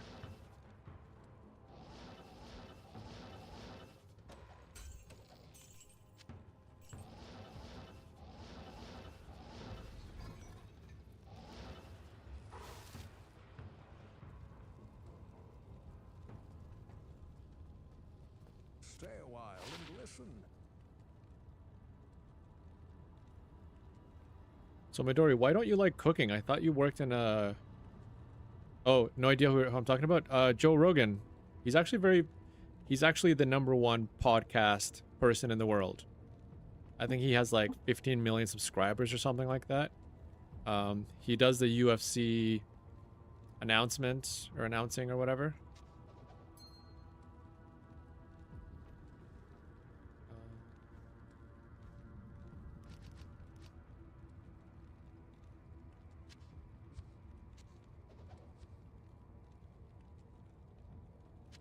I guess I could use 2 Sanders for now. Although I'm running out of space, so... Ooh. La la. Am I really going to use this?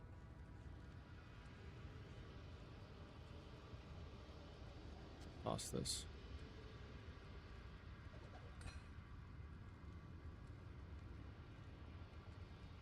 Oh, 100%, yeah.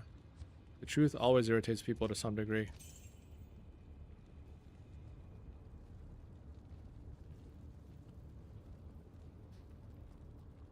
Isn't your other job or your the job where you work at right now, isn't it cooking?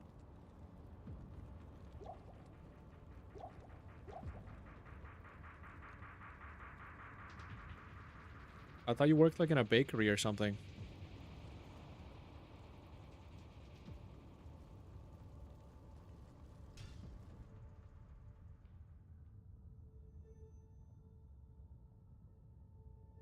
Oh, my bad. I misunderstood that then.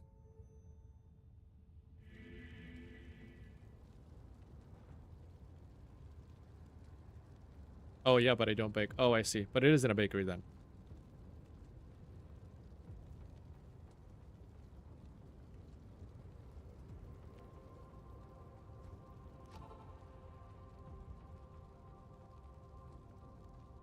Well, for someone who doesn't like to cook, you do a pretty good job, so... No, I know cooking and baking is not the same. But isn't it, though? I mean, it is and it isn't. I can debate you on that if you want. You might just dislike me by the end of the conversation. Or you might just dislike baking afterwards.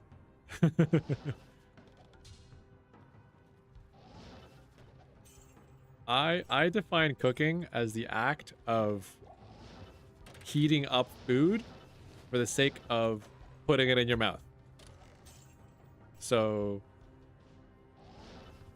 cooking in the definition doesn't have to be in a pot.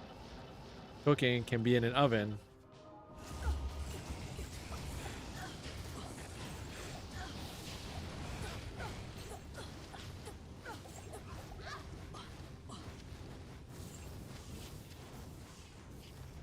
Well, using a microwave can be considered cooking.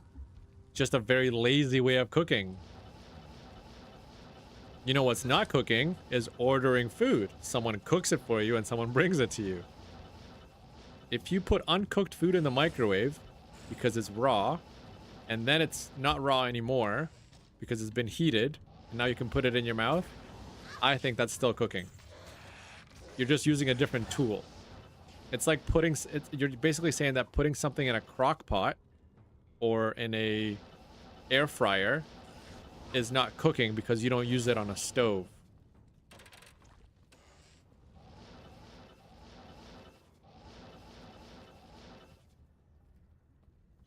You bake pizza, not cooking? I disagree. I think yeah, you're baking, but you are cooking food. You are making pizza.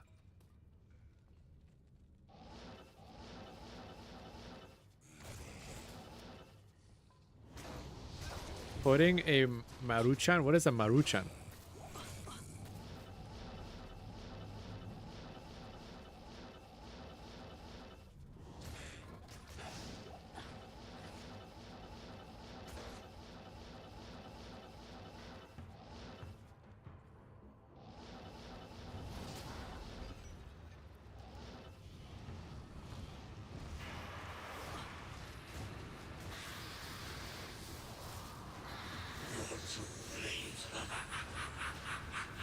Oh, instant soup.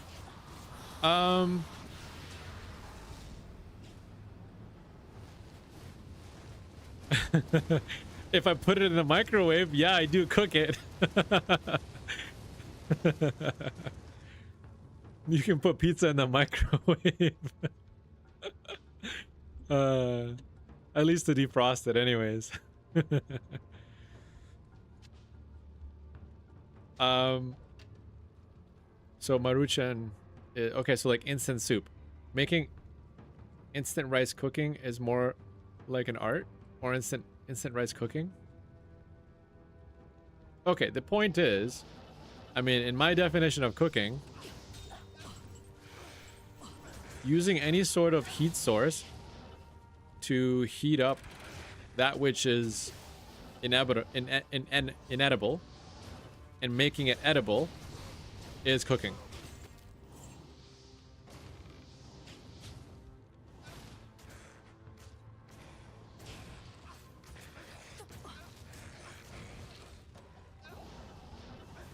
I mean, like using instant rice is, I guess, I mean, it's already been pre-cooked. So are you cooking it further?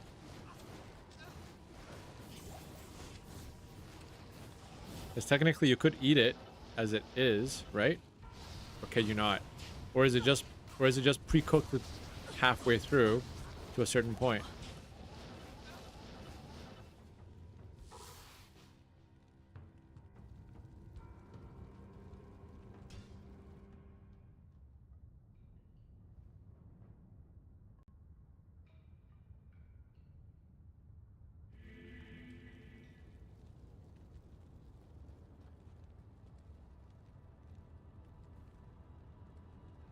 Are you talking about the microwave?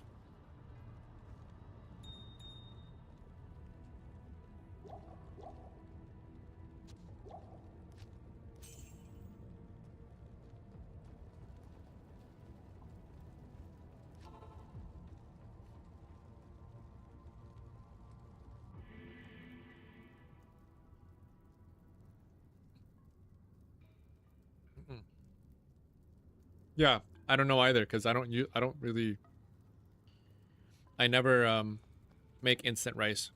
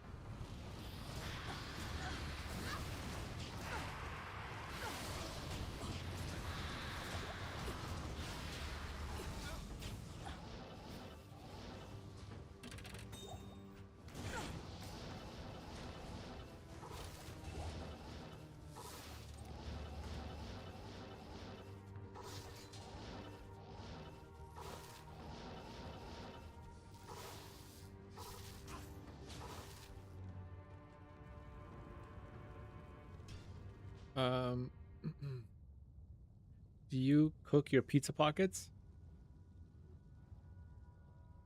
I microwave my pizza pockets. Hello, Mistin Bloom. How's it going? Welcome. You have entered mid debate on what is cooking and baking, and are they the same thing? Yes or no? Is baking cooking, or is cooking baking, or are they completely two different things? I am of the mind that I think baking is a form of cooking, and so therefore it is under cooking in definition.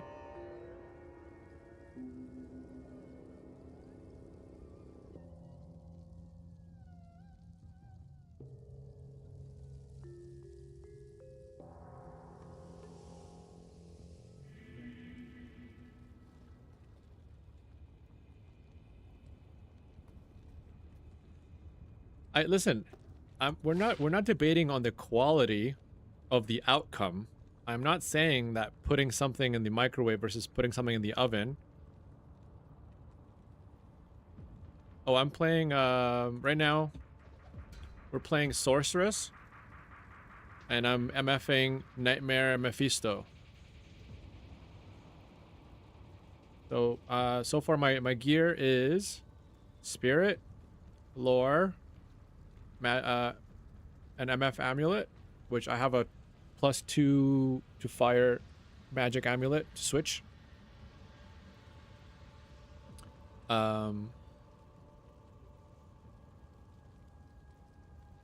Yeah, I have this ward Gothic Shield, which I'm trying to find a lidless wall Grim Shield to substitute, or a 2-socket Bone Shield or a 2-socket Grim Shield to make rhyme in. Have MF boots that I found. Unfortunately, they don't have any faster run walk, so they're kind of crappy-ish. I mean, they're good resistances, good MF. So I think they're actually pretty good since they have lightning, fire, half freezing duration, poison length. If they had faster run walk, they'd be pretty killer actually. I found this faster cast rate 52 mana ring. My favorite boss? That's tough. I really like Mephisto, but I think Chaos Diablo has to be my favorite. But it has to be with the right class. I think the reason why I'm running Mephisto is because I'm using a sorceress and I can teleport. But Mephisto is also kind of really good for the drop table, the drop options that he has. And then on off switch, I use a gold dagger for the 100 MF plus a Milabrega's orb kite shield. And right now I'm just stocking up a bunch of hoarded items for low levels. My next character will be an Amazon. I also have a level 15 paladin that I am leveling as Fire Holy Shield, or sorry, not Holy Shield. Jeez, what am I saying? Holy Fire. I'm leveling him as a Holy Fire, but then he will go into Holy Bolt, Fist of Heavens after mid Nightmare or so. And then with him, with the paladin, alongside my friend Midori here, that's also in chat, she's playing a fire sorceress. Once I switch over to Fist of Heavens, I will be using Conviction, and we're just going to be blowing up Chaos Sanctuary for all those Gucci drops. But for now, Mephisto is just the starter point. Did I already make this? Wait.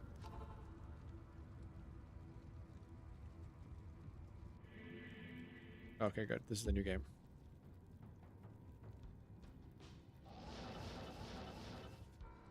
Yeah, whatever he said.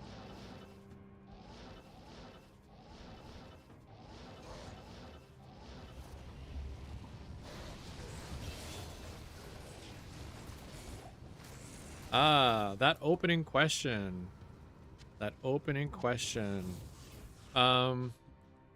Yes, I do plan on playing other games. Nothing new and relevant. My streams are mainly to chat about philosophical discussions, talking about mental health and other related topics in psychology that can help people kind of in their life and in other parts of their, well, in other parts of their life, you know, work, relationships, and so on. But I will also be playing The Division, if you're familiar with that game. It's an older 2016 game, 2015-ish kind of game. It's like post-apocalyptic, super cool. It actually came and got revitalized a lot during COVID because it's basically kind of COVID had it been like a real world scenario. And it's a really fun RPG, shooter looter RPG. I mean, third person. Yeah, The Division is actually a really fun game. I'm actually kind of excited to play it one of these days instead of Diablo.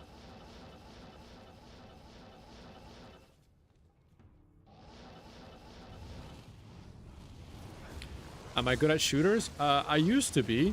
I'm definitely by no means like good compared to like some people who play like Call of Duty and stuff. You need to see that? I mean, I'm not saying I'm amazing. Oh, Destiny 2. I have played Destiny 2. Destiny 1, I think, was, for me, more enjoyed. Not more enjoyable, just more enjoyed. But that was because my friends kind of left me behind when it was time to go to Destiny 2. And it was kind of hard or slow or boring kind of playing keep up with everyone because I had like a full-time job and a life. Meanwhile, you know, they kind of went ahead of me, and then I couldn't invest enough time into it to catch up to them. Oh. So are you saying that you're gonna play The Division with me as well, Midori?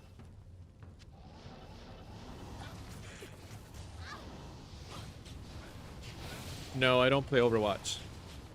I have been curious about it, to be honest. You have played The Division and Destiny? Oh yeah. I'm curious. How far did you get into The Division, Kyle? Right.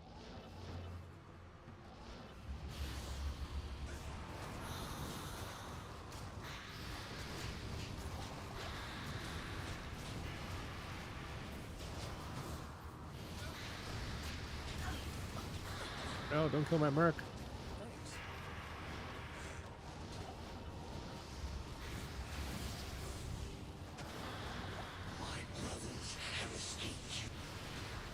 Yeah.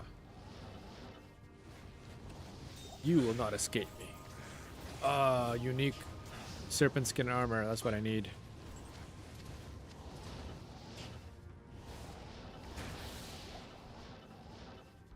So, Mr.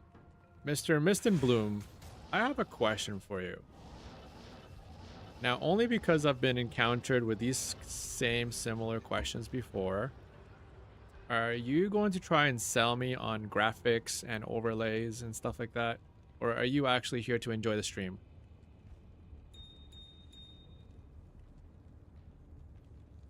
Dum dum dum. The moment of truth. The question that reveals all.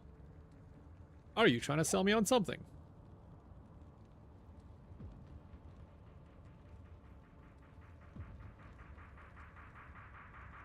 Oh, okay. You're not an artist. Oh, okay. Well then, amen to that. You're just a viewer. Cool, cool. Well, welcome. We welcome all viewers into the stream. And so and in that way, I do appreciate the questions.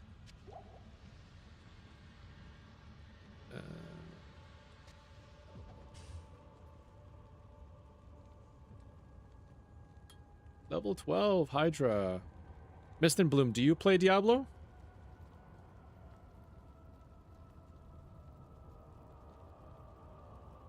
Yeah, Kyle, I would definitely love to see you stream as well, buddy. Maybe we can do some overlapping on our streams. Stream together.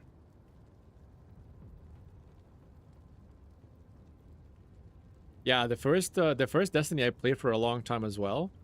But I think I played The Division a little bit more.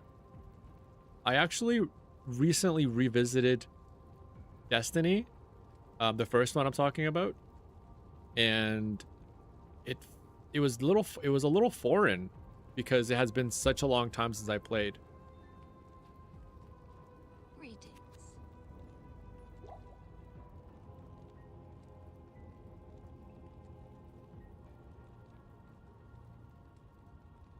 Ah, I see, I see. Well, I mean, you're still more than welcome to sit back and enjoy the stream. I will definitely... I would love to introduce you to Diablo too and see if you're interested. I'll teach you about it. It's a great RPG. It has a lot of great game mechanics. And I I think that it also has a lot of applicable skills that you can actually transfer onto real world, real life.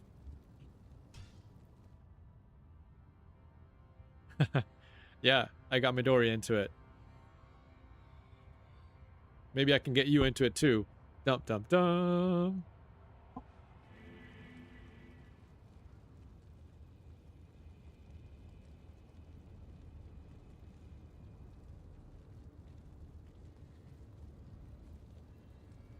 I heard a lot of good things about GTA.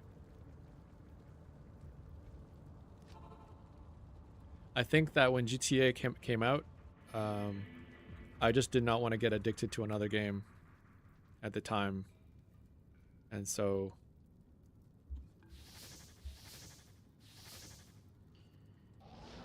now I just sort of play Diablo 2 more because it's a lot more manageable and it doesn't have a lot of demanding mechanics, and by that I mean like no dailies, no weeklies.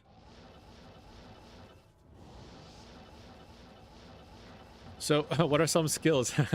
So that whole discipline thing that I was telling you about is one of them, right? Being able to do repetitive tasks, the grind for an objective. I think that that's pretty applicable to real world, right?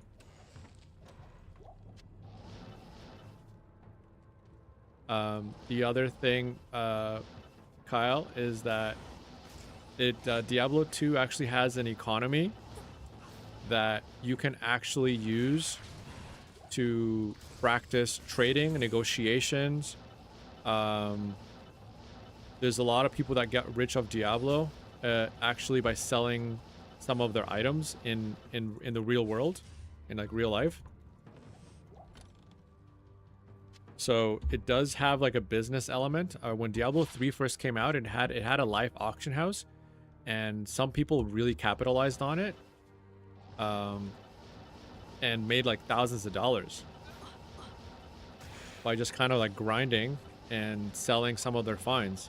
And still to this day, Diablo 2, even this one here, has some items that if you can grind and farm them and sell them, you can actually make real money.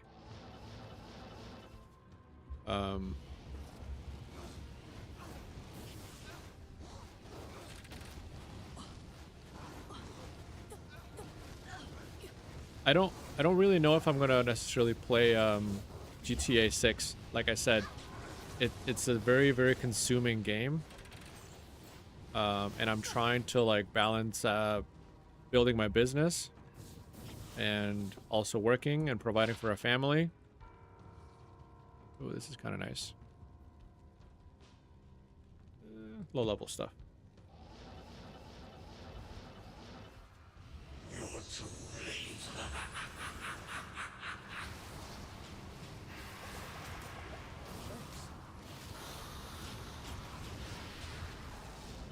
I can't carry anymore.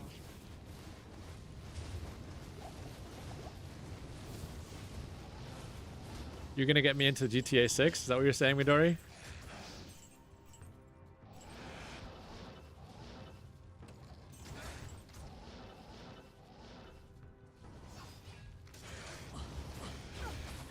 I just don't know if I have the time to learn a whole new game. Because like learning games is actually a very, very daunting task, especially at first.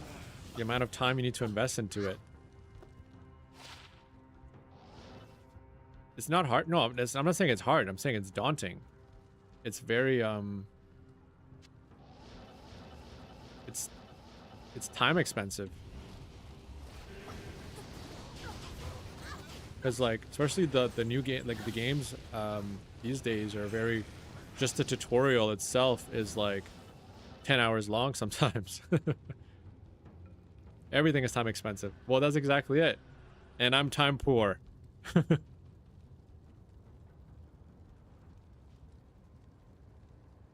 I am what you would call time broke. Yeah, it will be a very consuming game. The amount of things you will be able to do. I have a feeling they're going to integrate a cryptocurrency. Ooh. probably AI integration into the NPCs or something. Oh, I'm excited to see how that plays out. I would definitely read up and probably watch some people stream. But in terms of me learning that, I think real life requires learning as it is. And so learning kind of like learning a fake life is kind of counterproductive to succeeding in real life. So, you know, fake life, real life, fake life, real life, right?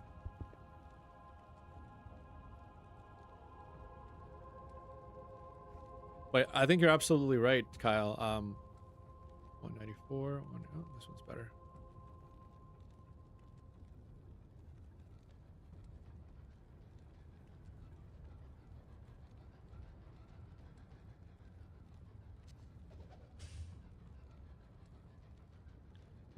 What online fake life are you talking about, Midori?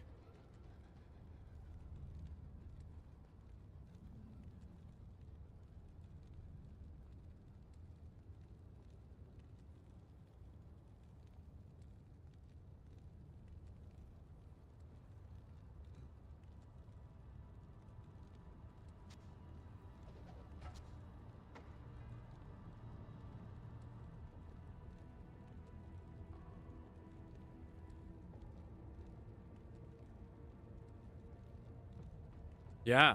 Oh, that's what I've heard from a lot of people. That's why I didn't get into GTA 5. Because it took so much time out of people's lives.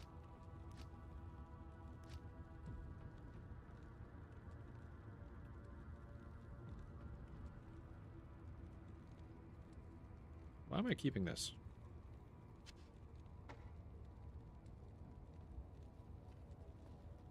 I can't carry anymore.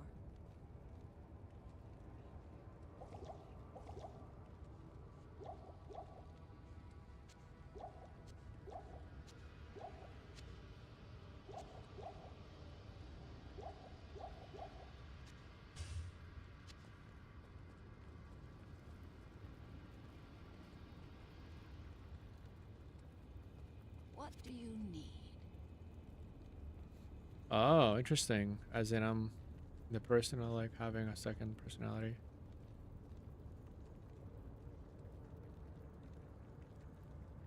Huh. At least by the way you chat, Midori, you probably are. I mean, I don't know about online. Maybe like Diablo 2 kind of humbles you a little bit because it's not like your forte, but I'm kind of curious. Oh. Kyle saying they're delaying the release to master the art of stealing our attention. That's why I'm not buying it. I think they already mastered that, man. You think about social media already has all that shit. I think it's just a matter of working it into a system. I think they already have all the information they need to steal our attention.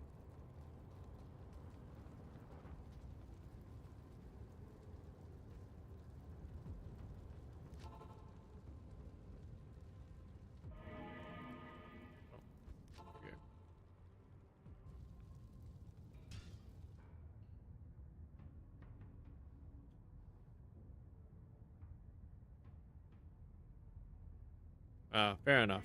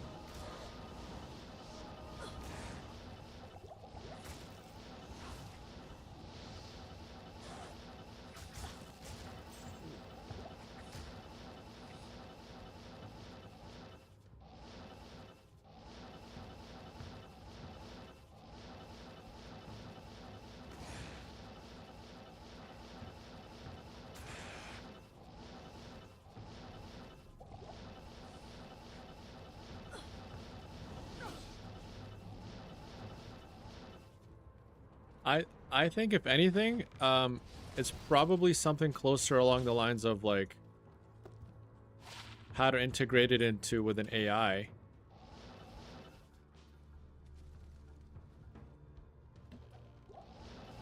I think you're definitely onto something when it comes to that.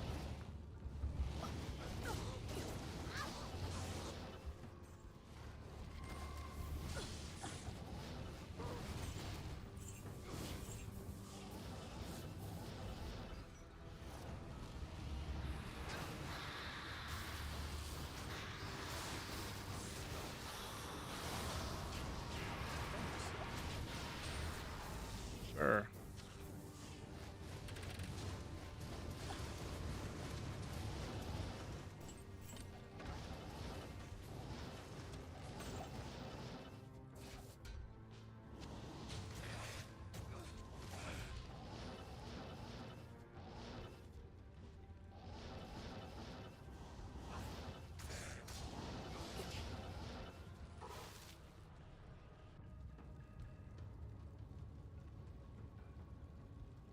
Oh.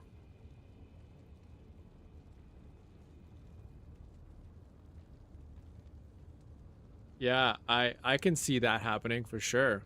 Start a business in the game and transfer that money to your actual bank account. Sell your business in the game.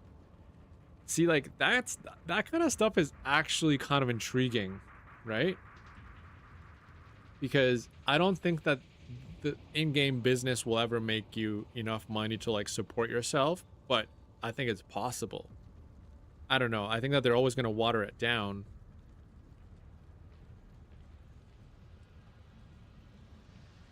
Then again, no, you know what? Now that I think about it, I think there's a few different ways, because if their business in game keeps people engaged and if it builds a community in the game, I can see that as being part of a great advertising um like strategy, which then could make a decent amount of money, I think. Yes.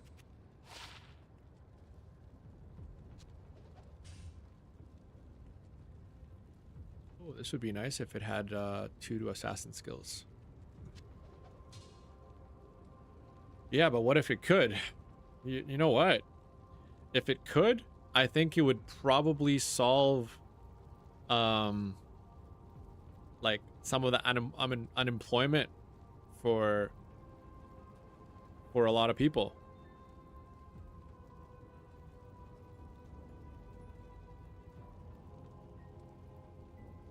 Yeah, the game can pay you. You're right. Absolutely, you're right. And I can definitely see that working.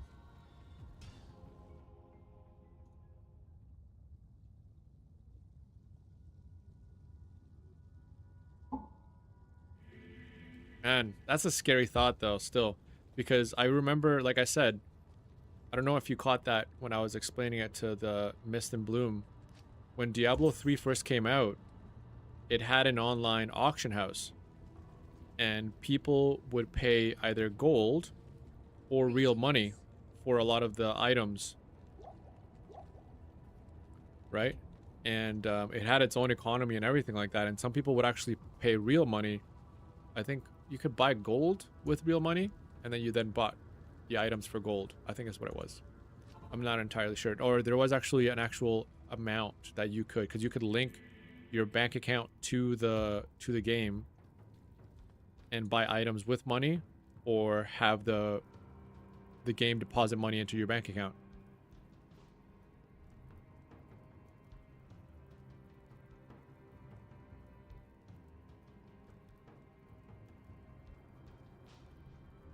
Well, pay to win, but wait.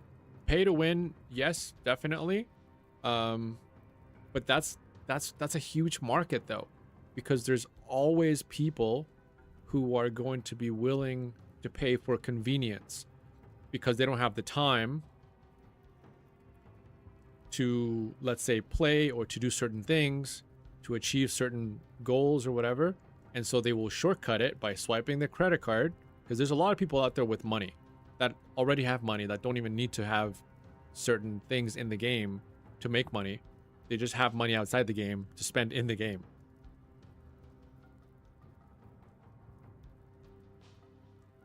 100%. Yeah. That's what I'm saying. And that's like the rich people out of the game will be feeding the poor people in the game.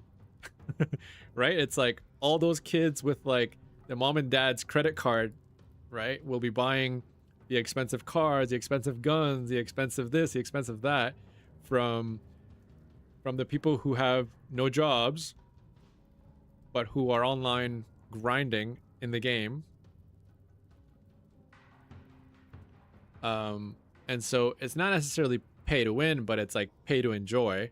And of course it ruins it. It always ruins it. It even ruins real life if you think about it. The minute that you can shortcut your way into a goal, it ruins the satisfaction or the enjoyment that you get out of pursuing that goal. In which case it ruins the game for you or the life for you, right? That's why so many rich people end up, you know, doing drugs or like committing crimes, because real life became boring because they can do everything easy mode, right? And so to get that thrill, they keep having to I think they call it hedonic adaptation, right? When your dopamine systems become so numb to the chase that you just need to kind of have to keep upgrading the chase in order to experience that satisfaction.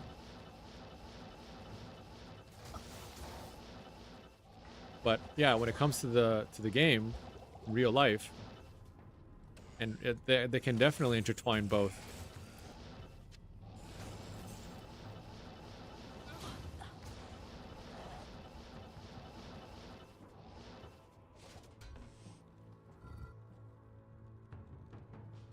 Mix pay to win with the option people starting in-game business. Have users spend real money on these things? Yeah, absolutely. Yeah. We're all following you for sure. And like you said, Midori, you're right. Items don't necessarily buy skills, but that's where the companies and the game designers can make it so that the things that you buy don't necessarily make other people feel like you're cheating them out of their experience, which is why a lot of games still sell cosmetics so that you can look cool and cooler than everyone else if you spend X amount of money. But some of the people that actually want to play the game can still get cosmetics themselves or achievements or, you know, items or whatever it is, or up their level by doing the actual game. Oh, in GTA it's all about status. Yeah, I can see that, because it's almost kind of like a gangster you know, real world what is it called? It's almost like a real world what's the word I'm looking for, damn it? Simulation. There we go.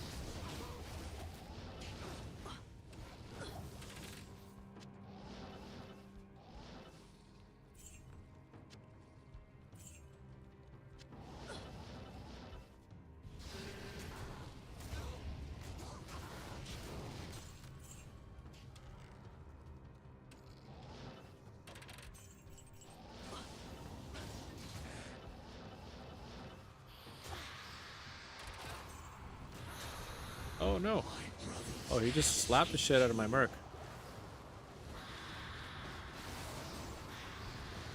Alright, I will avenge you.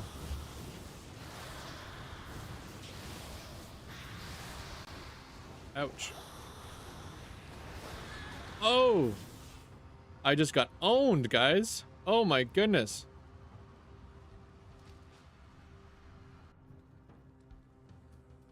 You're the one who spends money to look badass? That's hilarious. Midori says she's the one who spends money to look all badass. Good day. All the businesses in the game will be dirty businesses, drug trades, and sex trafficking possibly. And that's gonna entice a lot of people, right? That's that dark side of people that will definitely be brought out in the game. right? You can legally do that in those kinds of games. This could have been good, but it's so shit. Blech. Okay, actually, let's sell that stuff.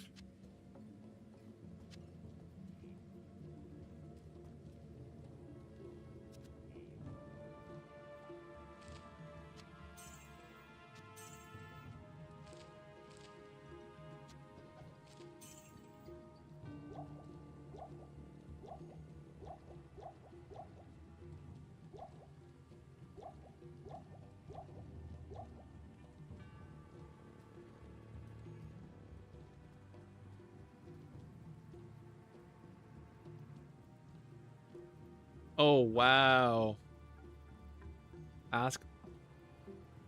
Is it Final Fantasy 14, right? Yeah, Final Fantasy 14. I honestly really wanted to play that. I wanted to play that game so badly at one point, but when I found out, how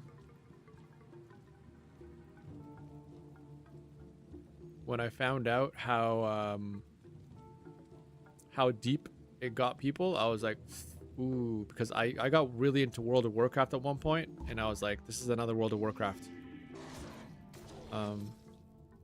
So wait, Kyle, what are you saying? Are you saying that like you were playing GTA and chasing all that status in game, or were you having all those drug trades and sex trafficking at 12 years old?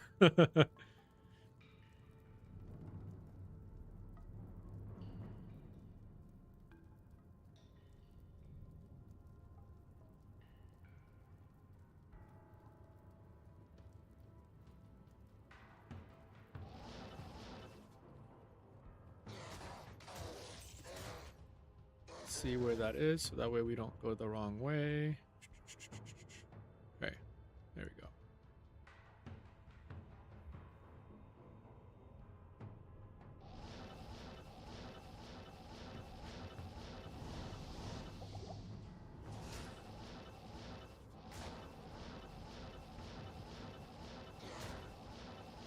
Hooray, I made it. Now let's make a portal here just in case I get spanked again.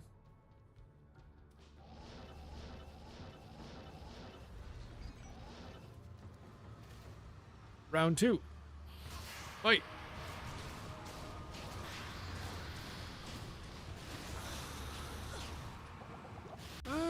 Don't kill me. Die. Aw. Shitty drop. I am overburdened.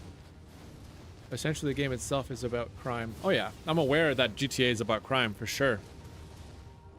That's what makes it so appealing for so many people. You are the criminal and you do the things you do in order to have more things for yourself. Yeah. I had some when I was back in high school, I grew up with one of my old best friends, and he was a drug dealer essentially. Like, I mean, we were friends from like our childhood, and he loved playing GTA. Like he at one point was the one that kind of got me to try the first, not the first, yeah, actually the first ones. The first and second GTA and all those things. Like back when it was like still pixelated.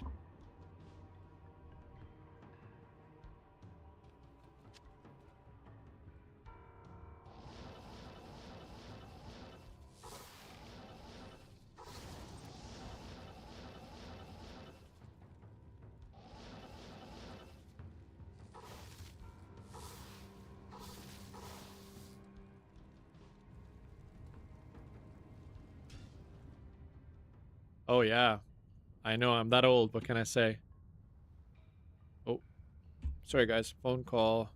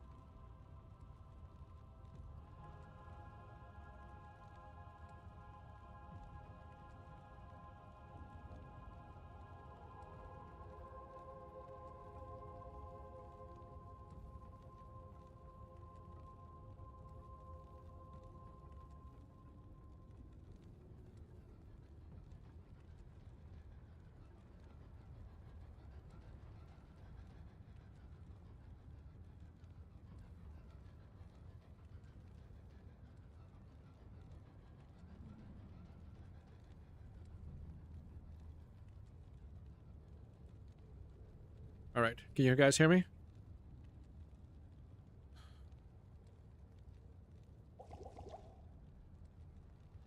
Did I make a new game already? I think so.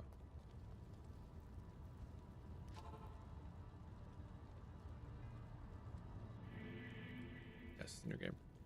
So yes, I remember the first GTA when it was like Windows 95, 96, or whenever the hell it was. You ran out of data? What data are you talking about?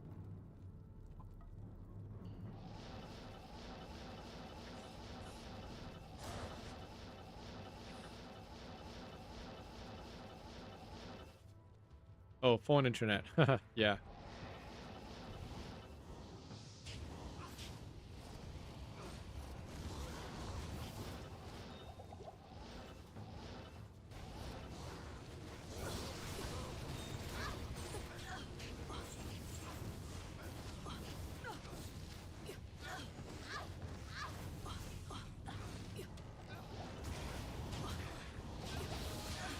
Whoa, whoa, whoa, holy crap. I almost died again.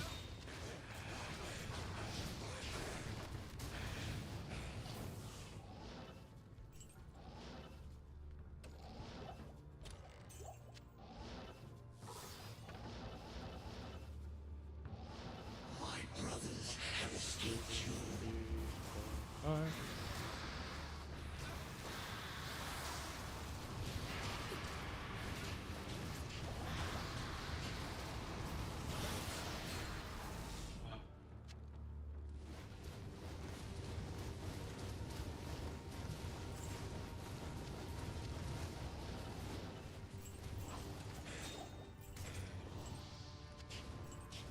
If you think about it, I've actually been... Diablo 2 is actually a pretty old game itself. It's from like 2000 or 1999. That's more or less when I was that's more or less when I started to play this game. The old versions, of course.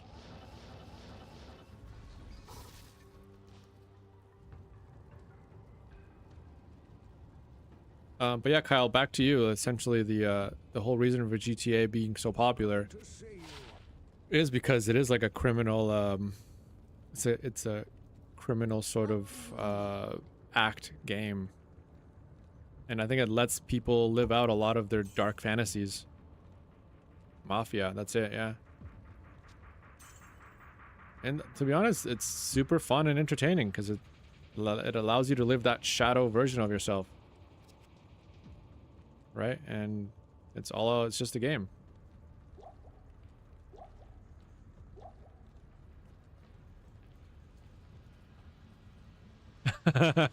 You were born in 1999. Oh man. Oh wow. Yeah. I guess that shows that kind of ages me a little bit, eh? That's too funny. That is too funny. Yeah, Diablo 2 is from 1999.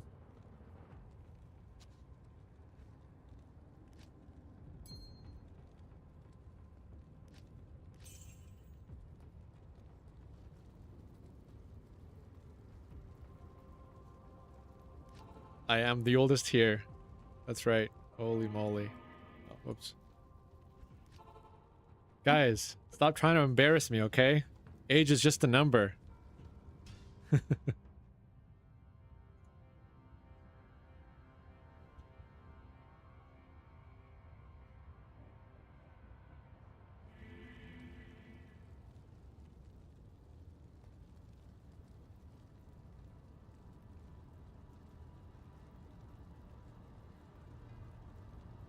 What?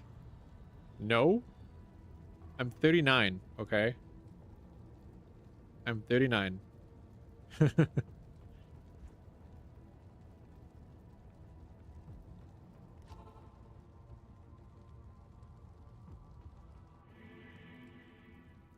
If you must know.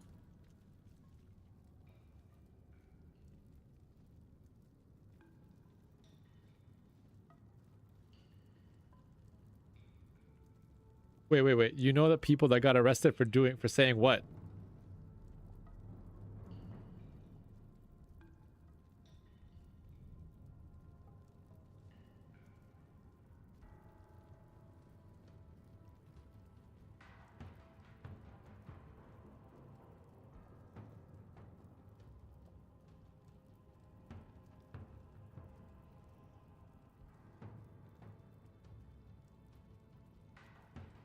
Oh, I'm 26. If you must know, that makes you 60. I don't understand that.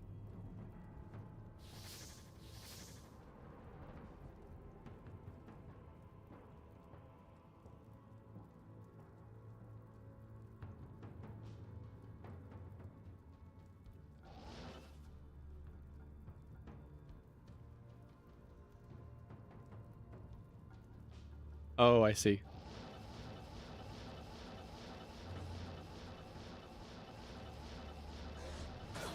Oh, holy moly.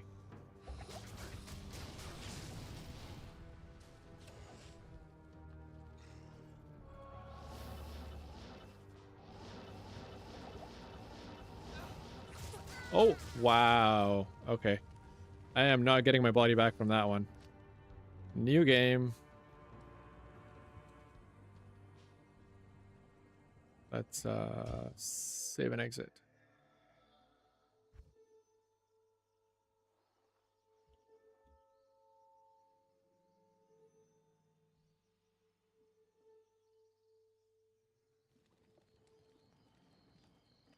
Yeah, well, those little Stygian dolls or whatever, they are dangerous. And the thing is, my mistake is that I'm teleporting around using my magic find gear.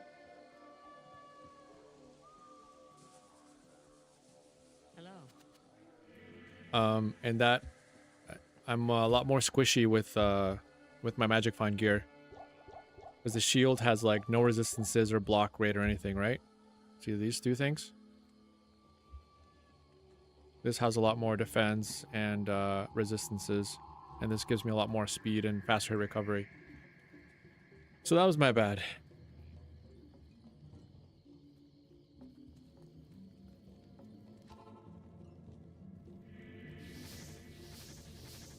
Okay. Let's see. Oh.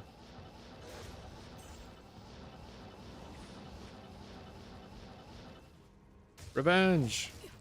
Oh my goodness. There's so many of those dolls. Jesus.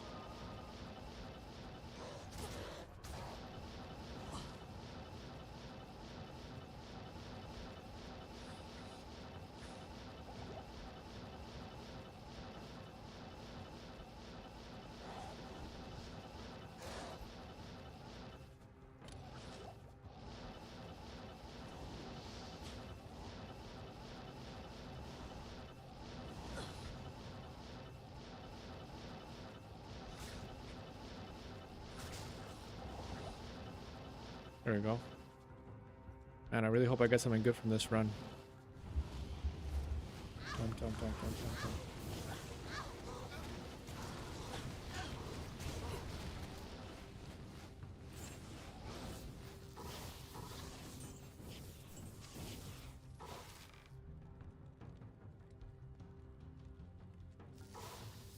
Oh, really? What? Can you tell me why, Kyle?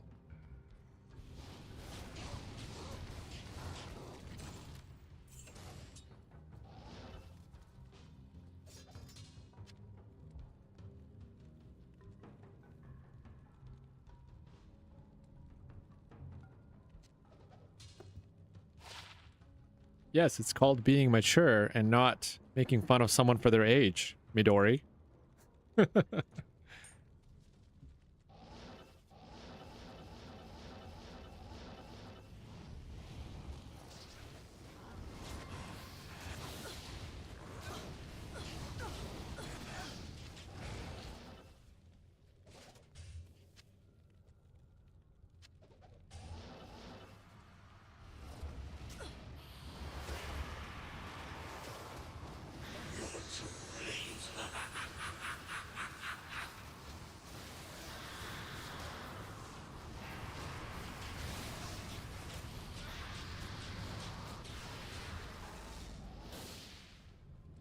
I know you're not 25, but if you want to tell people you're 25, how am I? Why am I gonna like bait you out like that?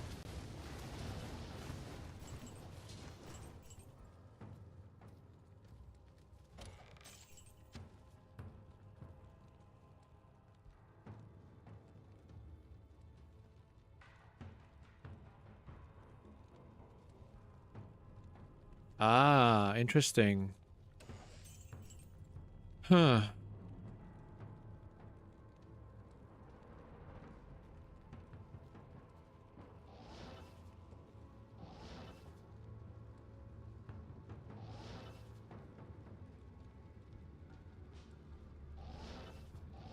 So and that's definitely the problem, Kyle, that I don't know how to push it onto YouTube. And so I don't know if it's a title issue or not. Maybe it is a title issue.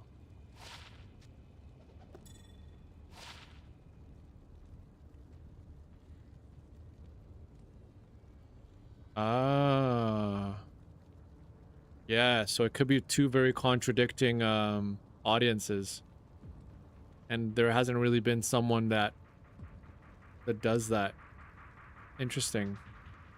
So maybe on my OBS, I need to put the YouTube title as something just completely Diablo related. And just sort of like, you know, go from there.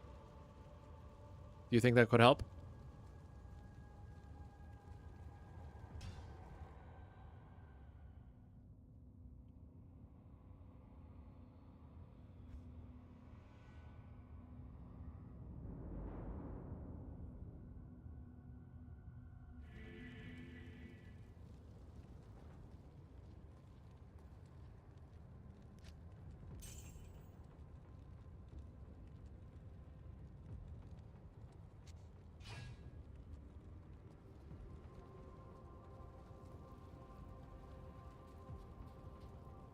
Greetings.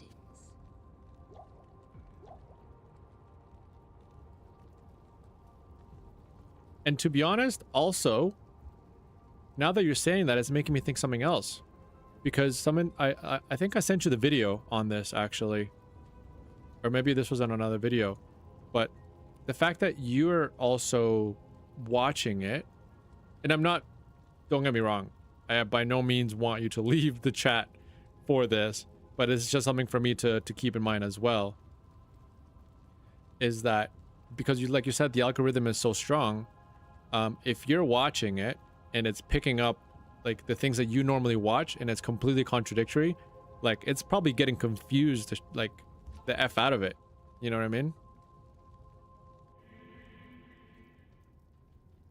The title, thumbnail, and content is what initially will attract and hold the viewer. As you slowly gain and hold the viewers, the algorithm will start to determine. Yeah, exactly. But because I'm holding you, for example, and once again, I want you to stay here.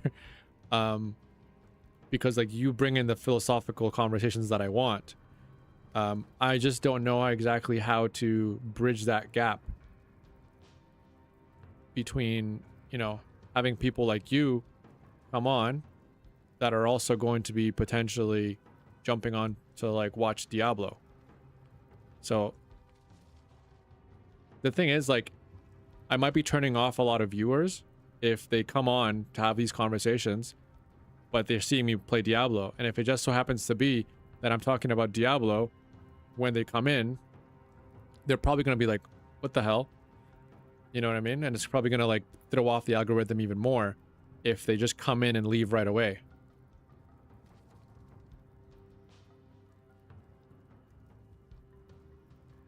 Yeah, exactly. So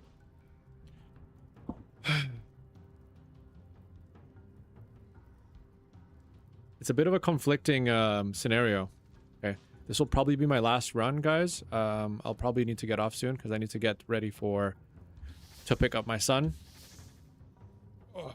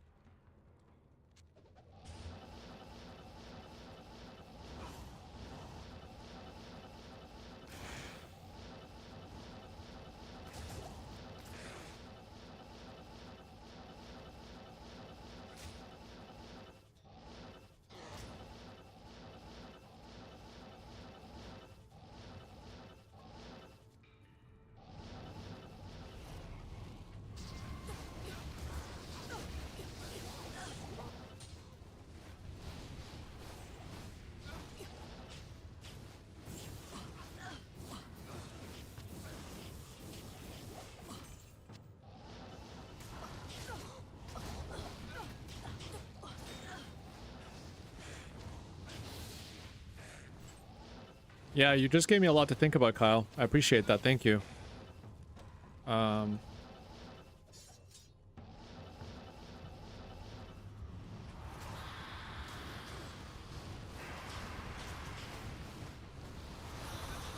Yeah.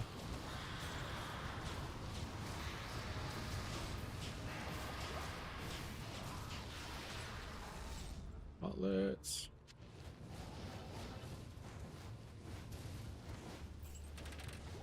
Fair enough. I can't carry anymore.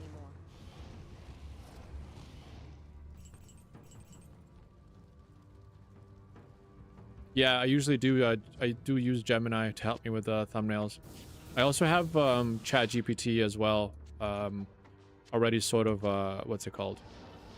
Set up to help me as well. Meaning like I've used it to do some tweaking.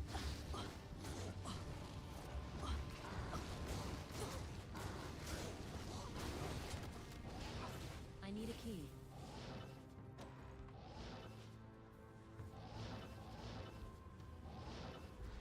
Yeah, YouTube Shorts, right? I think we've had some good conversations even from today. I think I definitely need to work on that in the next week or so. That'll be my next little side project.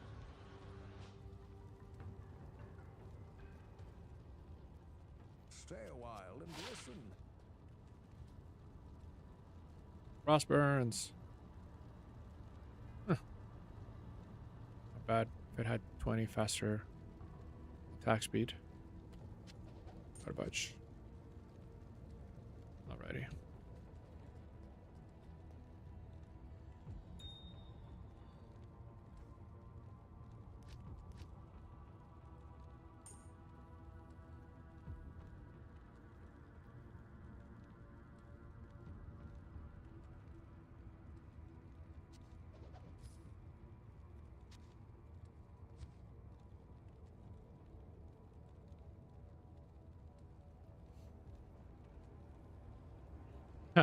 I'm glad I made your shift go by faster, Midori. Thank you so much as well for hanging in there. My YouTube shorts are getting over 1K views, but sometimes only 2 or 3 of them turn into returning viewers or subscribers. The growth with my long form content is slow. That's good to know. That's really, really good to know. This is very valuable information for me, by the way, Kyle. I really appreciate that. Not in town.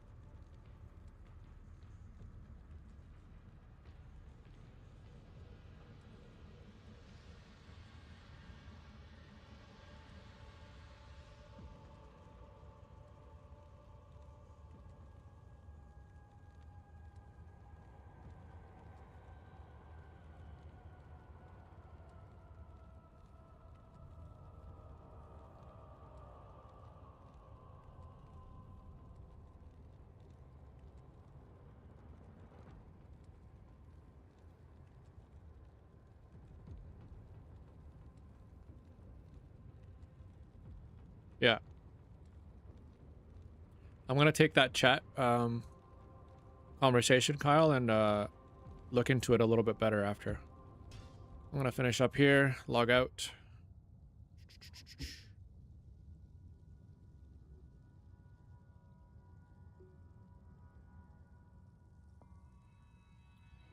All right. Thank you so much for the chats today, guys. It's been really, really, really helpful.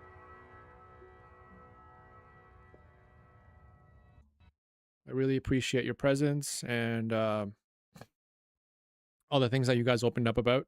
It was really, really enjoyable. Really, really powerful conversations. So,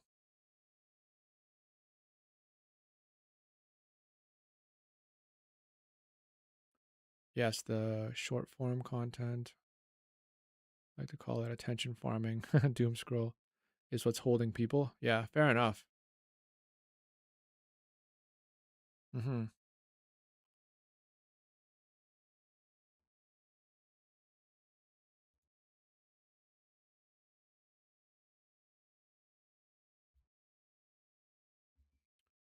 Okay, let me see here for a second. Properties, YouTube chat, interact. Nope, that's not right. Okay. I want to start streaming as well. Not sure what to do for them though. Oh, maybe that'll be a good conversation for us to have as well, whether it be at work or here. I'm really intrigued. Maybe we can help each other out some more. You're very helpful, by the way. I'm really, really grateful for your experience and your knowledge. Okay. Um, so utilize the reach of the doom scrolling content to attract viewers. Yeah, I need to. Part of me is still like I need to kind of fight the perfectionism bug. In order to kind of actually get some of that done, even if it's not done right the first time. I need to just I need to start executing some of that so that I can get familiar with the process, because the lack of familiarity with the process actually keeps me stuck in the analysis paralysis uh, phase, which I really want to get out of. So, all right, we'll definitely touch base again on this next time. And all right, guys, have a great afternoon. Have a great rest of the weekend. If I don't talk to you, Midori, again, we'll talk soon. And Kyle, I'll probably see you on Sunday. Peace out, everybody. Yeah, by doing it, exactly. Thank you. Have a good day, everyone. Bye.